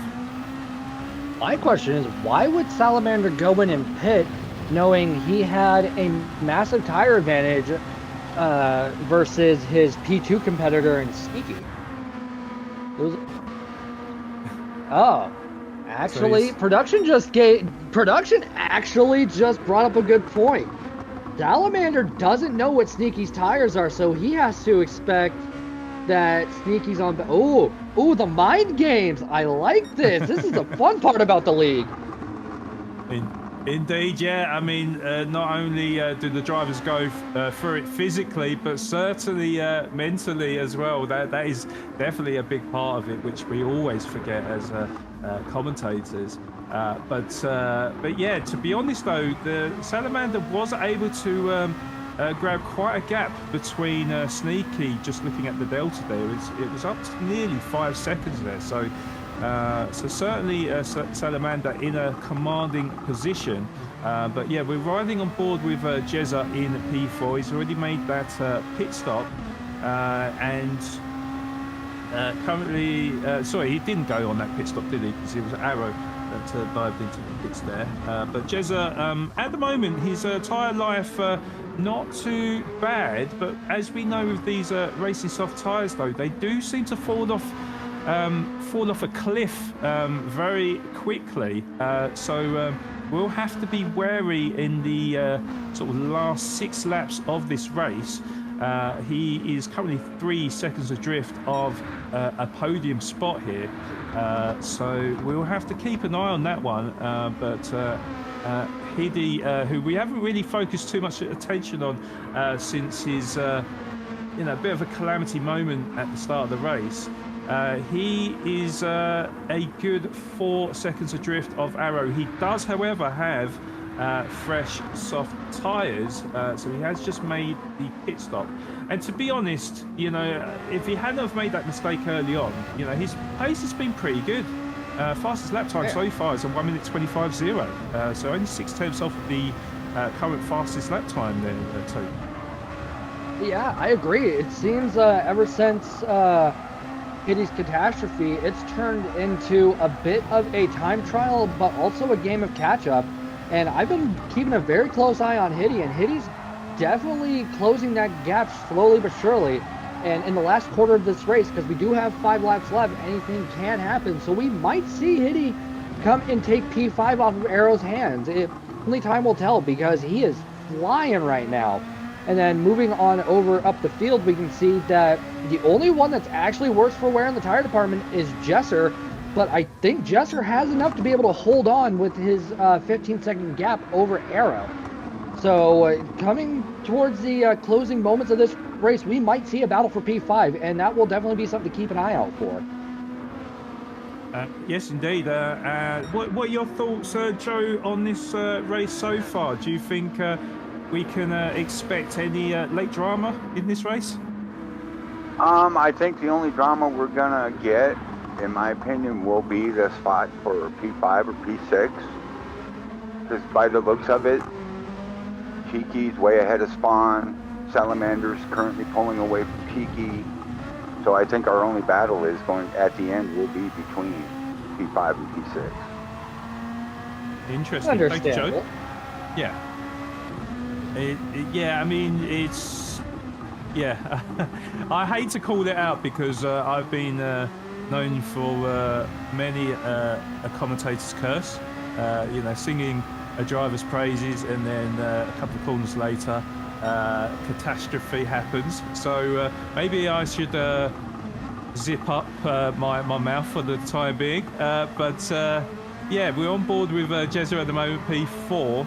The gap to Spawn at the moment is just under 3 seconds. But yeah, definitely keeping it consistent. And it seems like he's conserving his tyres pretty well, considering he's been on them tyres for quite a number of laps now.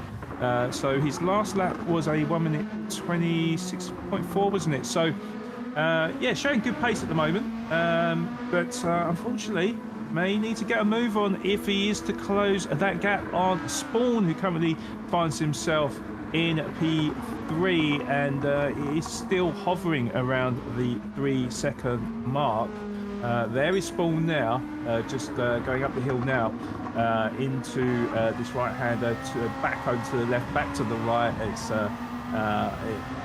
It's ongoing on this track, left, right, with a... Vlad, sorry to cut you off. I just want to let it be known that Salamander is on pace to set a new fastest lap for the race. Last 2 sectors he's purpled. The most recent one was 8 thousandths, but he could probably shave a little more time off, and we might see a new fastest lap coming up very soon. And will we see it this time? Unfortunately, nope. not. But Not quite. he does have the pace, so he is finding that rhythm slowly but surely. And Hitty is now within a second of Arrow, so we're going to be seeing that battle for P5 way sooner than we might have anticipated, folks. So, given these next few corners, it's going to be interesting to see how Arrow tries to defend. Arrow has a little bit more better tires than Hitty, but Indeed, but it does seem like Hitty is the man on form here, though, isn't it? As we saw Arrow take a really wide line there, nearly dropped it on the curb there, but just about saved it. Yeah, Arrow certainly going to be feeling the pressure now. It is for me personally, guys, I think I would rather be in Hitty's shoes right now. Certainly, you know, following the car closely in front to Arrow, who's probably looking all over his mirrors to see where Hitty is. So, as Arrow goes a little bit wide on the curb there, he was lucky not to spin out there. So Hitty really applying that pressure now, and surely it's only a matter of time before Hitty does make a move on Arrow as we come up to this heavy braking zone for the hairpin. So up the inside, there we go, up the inside. Has he made his stick? It looks like he has. Oh, they're too wide.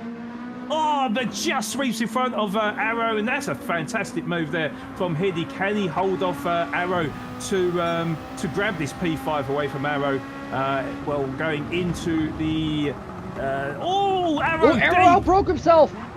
Yeah, very, very deep. Hits the wall. That's given him damage, and I think that's it. Game over for Arrow. He will remain in P6 there. So mission accomplished, I'll say, for the Dutchman. And great racing from him. We have got 2 laps remaining, but we'll see what happens. But there's Salamander at the moment, still not quite got his fastest lap time at the moment, but 4.9 seconds is the gap between him and the Canadian. We'll see if he can produce a time of a lifetime. Yeah, folks. I find it interesting how Salamander's tire wear is almost even across all of his tires. So you're right. This could be down to the brake balance that they're he's using, and the way that he's taking the corners as well. But yeah, I mean, it takes skill to kind of even it out. Yes, there is a little bit more degradation on the left-hand side of the tyres compared to the right, but yeah, certainly doing a fantastic job on the tyres, whilst Sneaky, I would imagine his tyres are probably screaming for dear life. As we can see from that graphic now, that left front tyre has gone. It's smashed to smithereens, and yeah, I think maybe now he's just praying that he can hold on to that car and bring it home for P2. There is a hefty gap between him and Spawn, so it's looking likely that P2 will be Sneaky's. But yeah, definitely a fantastic job from him as we look on board with Salamander, because he has gone around the hairpin, so we're just approaching the final sector. And I have to say, it's been a very commanding race from Salamander. Not too many dramas for him. Maybe a little bit, angry that he hasn't got the fastest lap, but certainly just going around the final 2 corners now. I'm pretty sure he's going to take it nice and easy around the final corner, and Salamander will come across the checkered line to win round 1 of Division A. Split 2. There's GLK doing a bit of a show-off, kind of slidey moment there. Maybe try to get the car sideways over the line, but grabs an excellent P2 for himself, with the British driver claiming the last place on the podium as he flashes his lights there for an excellent P3 for him. Jezza meanwhile, just coming across the line now and grabs an excellent P4 for him. And Hiddy, I have to say, it's been a good comeback race for him. Was looking down and out after just a couple of laps, but now comes across the start-finish line to claim P5. So congratulations to him. And Arrow will be the last one to come across the line now and claims a P6 there. So congratulations to all the drivers and fantastic race there, guys. Oh yeah, that was terrific. Yes, that And- was a great race. And there was also a lot less catastrophe than from what we've seen in previous races. But my lord, Salamander just dominated with that showcase, and I can't wait to take a look at the classified results for this. Yes, indeed. I think we got to look out for PHG this season, gentlemen. Uh-huh. They're putting up a strong showing. Well, there's enough of them, isn't there? But yeah, no, definitely got their A game going on there, and just as confirmation of the race results coming from Division A Split 2. So PHG _ Salamander wins the race here at Dragon Trail Gardens Reverse with a time of 28 minutes 59 seconds. 0.355. Wasn't quite able to get the fastest lap because that honour goes to second position of GLK Sneaky with that 1 minute 24.449. Finished 7 seconds behind Salamander in the end. So really struggled on them tyres towards the end, and great tyre management from Salamander.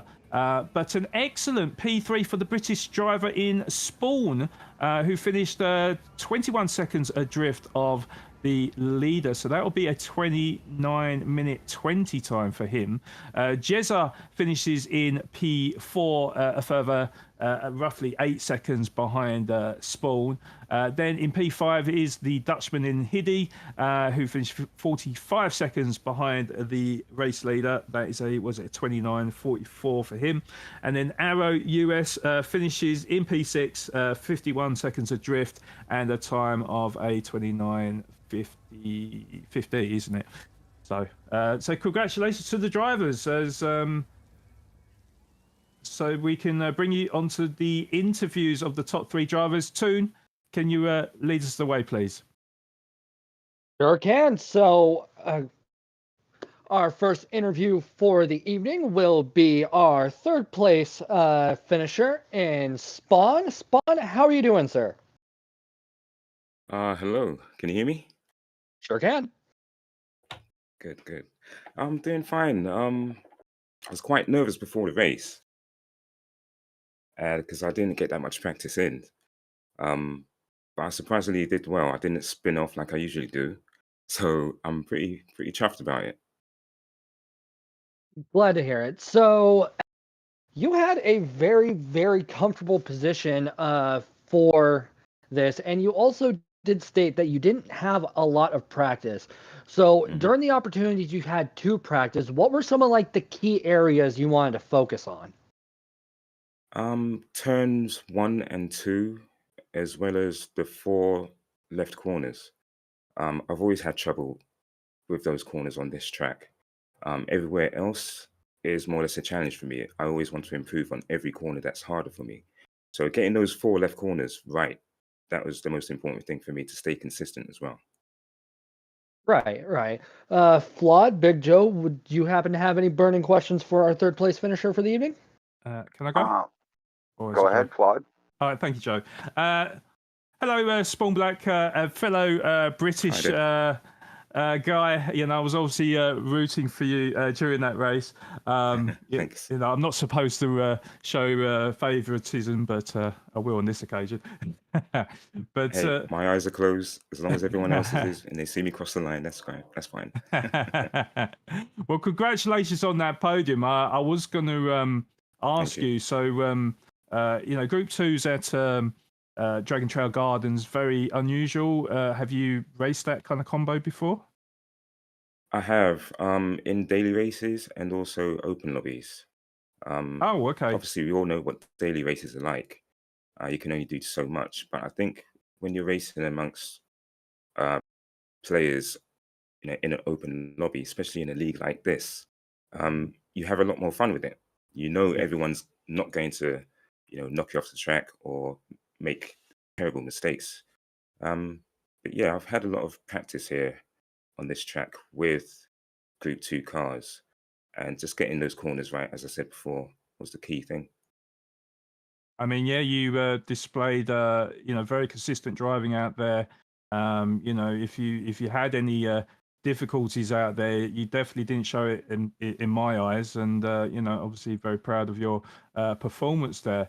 Joe, have you got any questions for Spawn Black? I do actually. How is the racing this year as opposed to it was to last year? Because you were a competitor last year, right? I was a competitor last year, and it was my first season.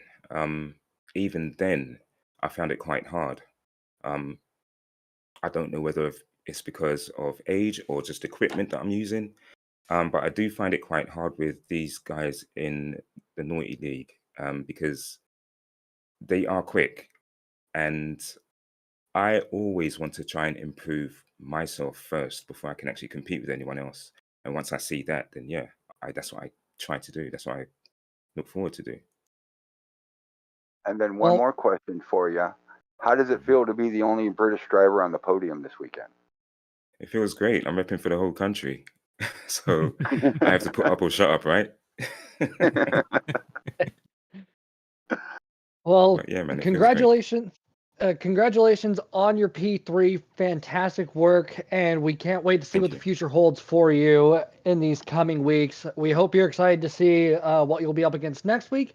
But for the time being, you go relax, celebrate a hard earned podium, and we will Thank hopefully you. see you in the interview box next week. Definitely. I'll make sure of it. Thanks, guys. You're doing a great job. Naughty, thank you very much. Thank you, Spawn. Yes. Moving on over to our P2 finisher, Hako Racing Academy's own GLK Sneaky. Sneaky, how's it going, man? How's it going? It's going pretty good. It's been an exciting day. You had a very, very impressive showing with qualifying and in the race. I don't think there was ever really a contention for any positions for you post start of the race. And Yeah. I know you're like very avid on practice.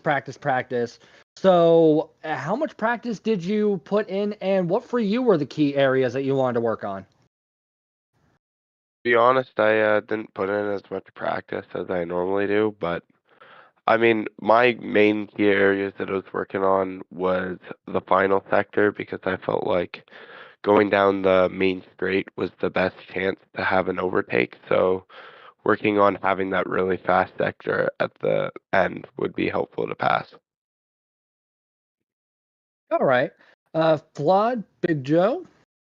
Yeah, I've got a question. So hello, Sneaky, by the way. Congratulations on P2. I've got to say, obviously, you did a fantastic job out there. I wasn't aware that you was on a controller, so we, as commentators, we obviously noticed the tire wear was rather grating very quickly.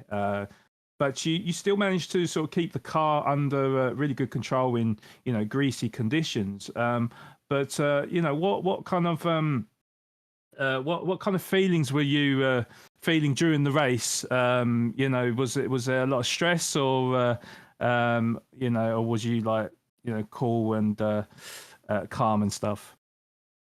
Well, I mean, I'm just out here to have fun. I enjoy racing, so I don't really find it stressful. But I mean, it was frustrating at times where, like, I think if it wasn't for tire wear, I would definitely be faster than Salamander. And at certain points, I was catching him really quickly. And then as soon as I hit that wall where my tires like just dropped off, I could not stay close to him. So it was pretty frustrating, but I mean, at the same time, I was also trying to not play it too risky and push on dead tires and risk losing even more time. Yeah, very smart, to be fair. But you did grab the fastest lap time, though. So, it did prove that you did have the pace, as you said. But just one of them things with the tyres there. But yeah, congratulations for the P2 there. Joe, have you got any questions? Pretty much got the same question for him that I had for Spawn. And do you find the competitive level the same as it was last year, or better? I mean, it's a little hard to tell, only doing one race so far, and I mean, there's also a lot more races than last season, but I mean, it seems like we've got most of the same people and even more people. So, it will be hard to tell right now, but maybe in the future, who knows? Understand that? Well, congratulations once again. You go and celebrate a very fantastic placement, and we will catch you in the next race, Nikki. Hope we'll get to see you in here again. Awesome. Thanks, guys. Thanks, DK. All right.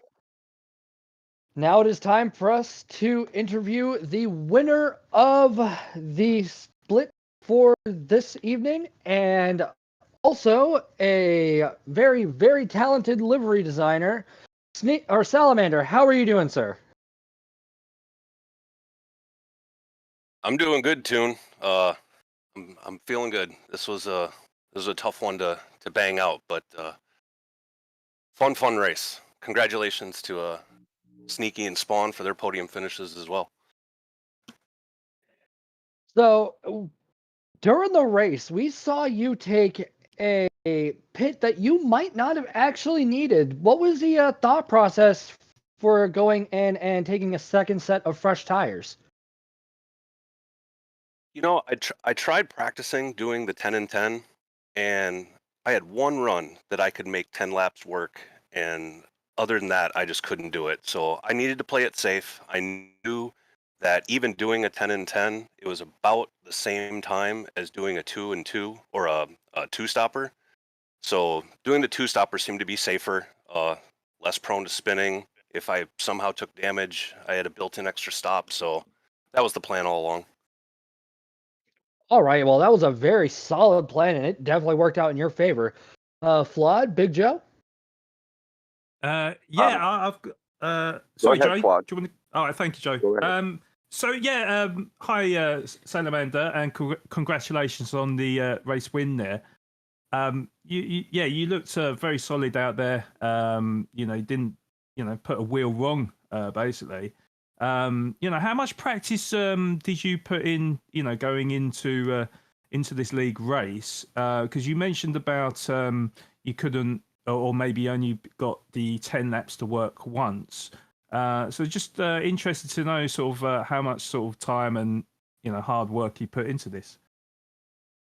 I put in quite a bit. I knew this was going to be a tough one. I lost track how many laps, somewhere between 200 and 300 laps I put in, Wow. trying to dial it all in.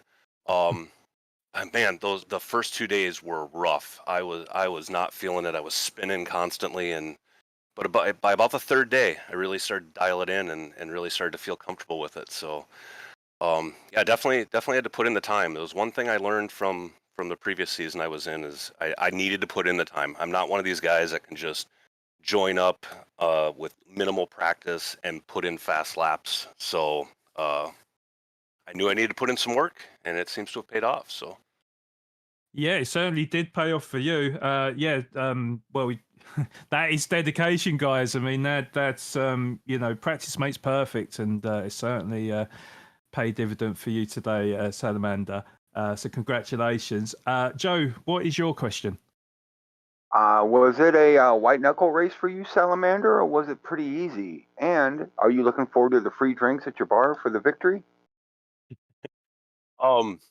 It was a white knuckle race. I knew I needed to get into the lead right away. I knew that qualifying was going to play big. In all the practice I did, I had a really hard time finding lobbies with multiple people. So a few times I did practice where I had somebody in front of me, it was rough. So I knew I needed to get the lead and keep it. Um, and there were times, like Sneaky said, he was catching me, and I would start to get worried. So, but consistency is the game. So tried to just keep those laps turning, keep the times down, and it worked out. So I need to get a hold of the owner of the bar, see if I can get a couple of those free drinks for some free advertising for sure. You I sure deserve it, hope you that's get for it. sure. Yeah, you definitely earned it. And also, I'm taking a glance over at chat, and you got quite the fan base rooting for you, and they're all happy here. Papa even super chatted $10, congratulating you and the rest of the PHG members this weekend. You guys are definitely running dominant over this league. Starting to think we might have to change the name at some point. The PHG guys are a really good set of guys. Really good set of guys. I love racing with them. I love racing for them. So, and everything McNaughty's got going on here. This is a fun league. This is a really fun league. It's so much different from dailies, like so many other people have said. You know, it's a good time. Right. Well, congratulations on your hard-earned victory. Can't wait to see what you manage to pull off for next week. And yeah, we will hopefully see you back in the booth next week. Take care, man. Yeah, thanks. And really good job, you guys. You know, welcome, Flawed, Big Joe, Toon. You guys Thank did a you, man. great job. Thank you. Thank you, Thank sir. you. Alrighty, so we are going to get everything set nice and neatly for all of you. And then when we come back, we will hopefully have those results. And we will also, for sure, have a preview of what the drivers will be up against next week. Please stay tuned.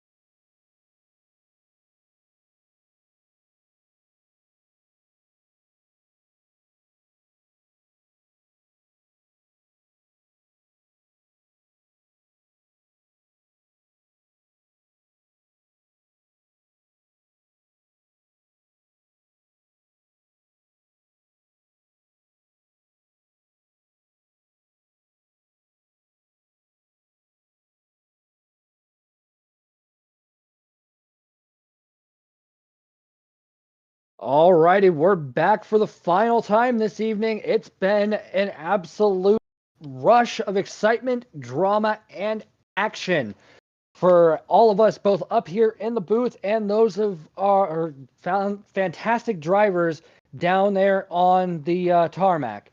So, due to gremlins being gremlins, we can read you out the standings and then it'll look all nice and pretty later on. So, Flood, would you like to give us the classified results for Division A for this evening? Yes, indeed, I can. Yes, classified results is as follows. In first position, we have S7R Slipstream with a total time of 28 minutes, 59 seconds, 0.092. So 24 points goes to him with PHG Salamander in P2 with a time of 28 minutes, 59 seconds, 0.355. So we are talking about 2.5 tenths between them. 22 points he finishes on. P3 goes to GLK Sneaky with a time of 29 minutes, 6 seconds, 0.297. He gets 20 points. In fourth position, we have Chief Apollo. Total time 29 minutes, 12 seconds. He gets 18 points. Then in P5, we have Spawn on 29 minutes, 20 seconds with 15 points. Then we got sixth position, we got GSR I'm a Mullet with a total time of 29 minutes and 27 seconds. He has 14 points. Jezza in seventh position will get 12 points with a time of 29 minute 28.873. So just 1 second off of Mullet. In P8, we've got MD Hop with a total time of 29 minutes and 32 seconds. He finishes with 11 points. In ninth position, we have MMR Moose, 29 minutes, 40 seconds for him, 10 points for him. Hiddy rounds up the top 10. He has a total time of 29 minutes and 44 seconds. He has 9 points. Then we got Arrow US on 8 points in 11th with a time of 29 minutes and 51 seconds. Just 1.9 seconds separating P11 to P12 in Shadow Chef. He finishes on 29.52 with 7 points. Then we got Island Grown with 29.57. He will grab 6 points. And then we had two DNFs in VTX Ska and VTX Jake. So they will be pointless each. And that rounds up the Division A. If you can bring us the results from Division B, please, Toad. Absolutely. Now, I should also clarify that all of these standings you have seen this evening for both yesterday and today are just temporary. These could shake up pending steward review of all the races. So please take these times and these point standings with a grain of salt. So moving on to Division B, our front runner for Division B is Wicco with a total race time of 28 minutes, 14 seconds, 0.540. He will walk away with 24 points this evening. Coming in P2, quite close, mind you, is 54 Yiznawa with a total race time of 28.110. He will walk away with 20 points. Coming in P3 overall is PHG Fenrir with a total race time of 28 minutes, 38 seconds, 0.471. He'll walk away with a healthy 17 points. Coming in P4 will be Sakari Dagger with a total race time of 28 minutes, 46 seconds, 0.079.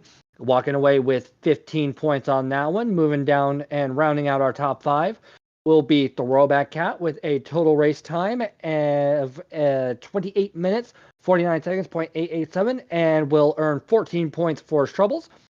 Coming in P6 will be Turtle Shell with a total race time of 28 minutes, 54 seconds, 0.811. Walking away with 13 points. And on to P7 will be Angry Fredbird with a total race time of 29 minutes, 1 second, .982, and has earned a healthy 12 points for that. Coming in very close behind in P8 is SVG Brigsby with a total race time of 29 minutes, 2 seconds, .431, earning himself 11 points. Moving on down the grid, down to P9 will be Bandit with a total race time also very close of 29 minutes, 3 seconds, .717, earning 10 points. Rounding out our top 10 will be PHG Horn of Plenty with a total race time of 29 minutes, 5 seconds, .777, earning 9 points. We do have one DNF in DVM0X, so that will give him naught in terms of points. Now that we've taken care of that, let's go and take a look at what the drivers will be going toe-to-toe with in next week's festivities. We will start with Race B, and we will be at the illustrious Oh My Road Atlanta in the BAC Mono 2016. There will be a 5-minute qualifier. There will be no tuning available. It will be on the sports mediums with tire wear set to 50 times, fuel consumption at 6, and with light mechanical damage. And Road Atlanta is a fun one, but we all know that mono can be a little skippy at times, so be sure to get a healthy amount of practice in. Vlad, Big Joe, do you guys have any thoughts for this combination? 15 laps, Road Atlanta in a bona fide track day car? I was about to say actually that I know that this is a lot of people, fans' favourite Road Atlanta, but the BAC Mono's quite a tricky car to use.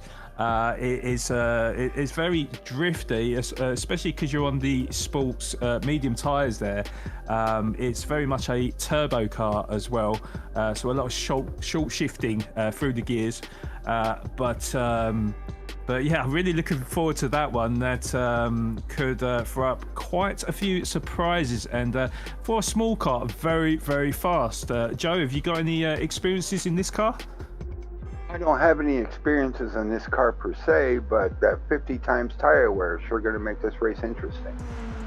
I will add though, obviously it does look extreme that it's times 50 on the tyre wear, but the sports tyres do tend to last longer than the race tyres, hence why the tyre wear is so high.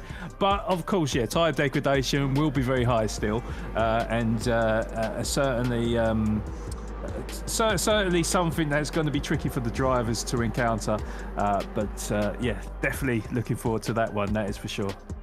Now, I should clarify, this isn't like the Radical race that we had a couple months prior on Road Atlanta. I don't think double shifting is going to be your solution to your problems, but only time will tell.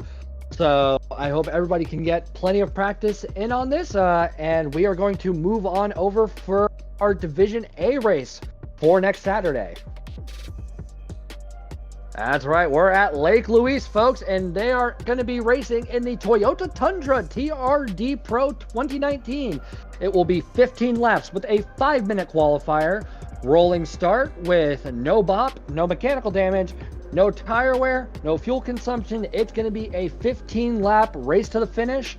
And I hope those stewards have a lot of Excedrin on hand, because something tells me they're going to have a mad migraine by the end of all of this. What about you guys?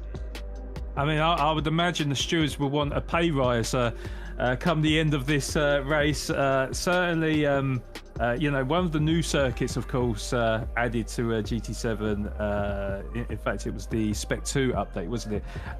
Yeah, this is, for me, this is not for me. I can't drive anything around this ice rink. Let's be honest. It certainly could draw up some messy races. Although we do know that we have a very skillful drivers that I'm sure can drive anything fast. But yeah, this has never been my sort of thing. What was your thoughts, Joe? Oh, I think with this race and Friday's race in the dirt, the stewards are going to have more than their hands full with incidences and races. But with the dirt and the snow next weekend, I think it's going to be some great racing to watch. It will be great, but I do not envy them whatsoever. Better them than us. Yes, I agree. But with all of that said and done, it is time that we bring this show to a close and bid you all adieu for the evening. It has been an absolute pleasure to be alongside such talented and amazing commentators, and I have nothing but high hopes for these two moving forward. Until next time, though, I have been Toon. You can find me on YouTube and Twitch at VToonNix, where I do a variety of content. You can find Flawed Genius over on the Twitch side of things, where he does Gran Turismo. And you can find Big Joe right here on the good old YouTube. And Joe, I believe you do Gran Turismo as well, do you not? Yes, I do. Fantastic. So until next week, by the way, we should let you know that next Friday's race will be on the 2nd, and it will be at 8 p.m. Eastern Time. And Saturday's race will be on the 3rd at 1 p.m. Eastern Time. Please make sure to make accurate conversions for your local time zone. And until then, we hope to see you there. Please stay safe, stay warm, stay well fed, and we will see you next week for even more racing action. Bye-bye for now.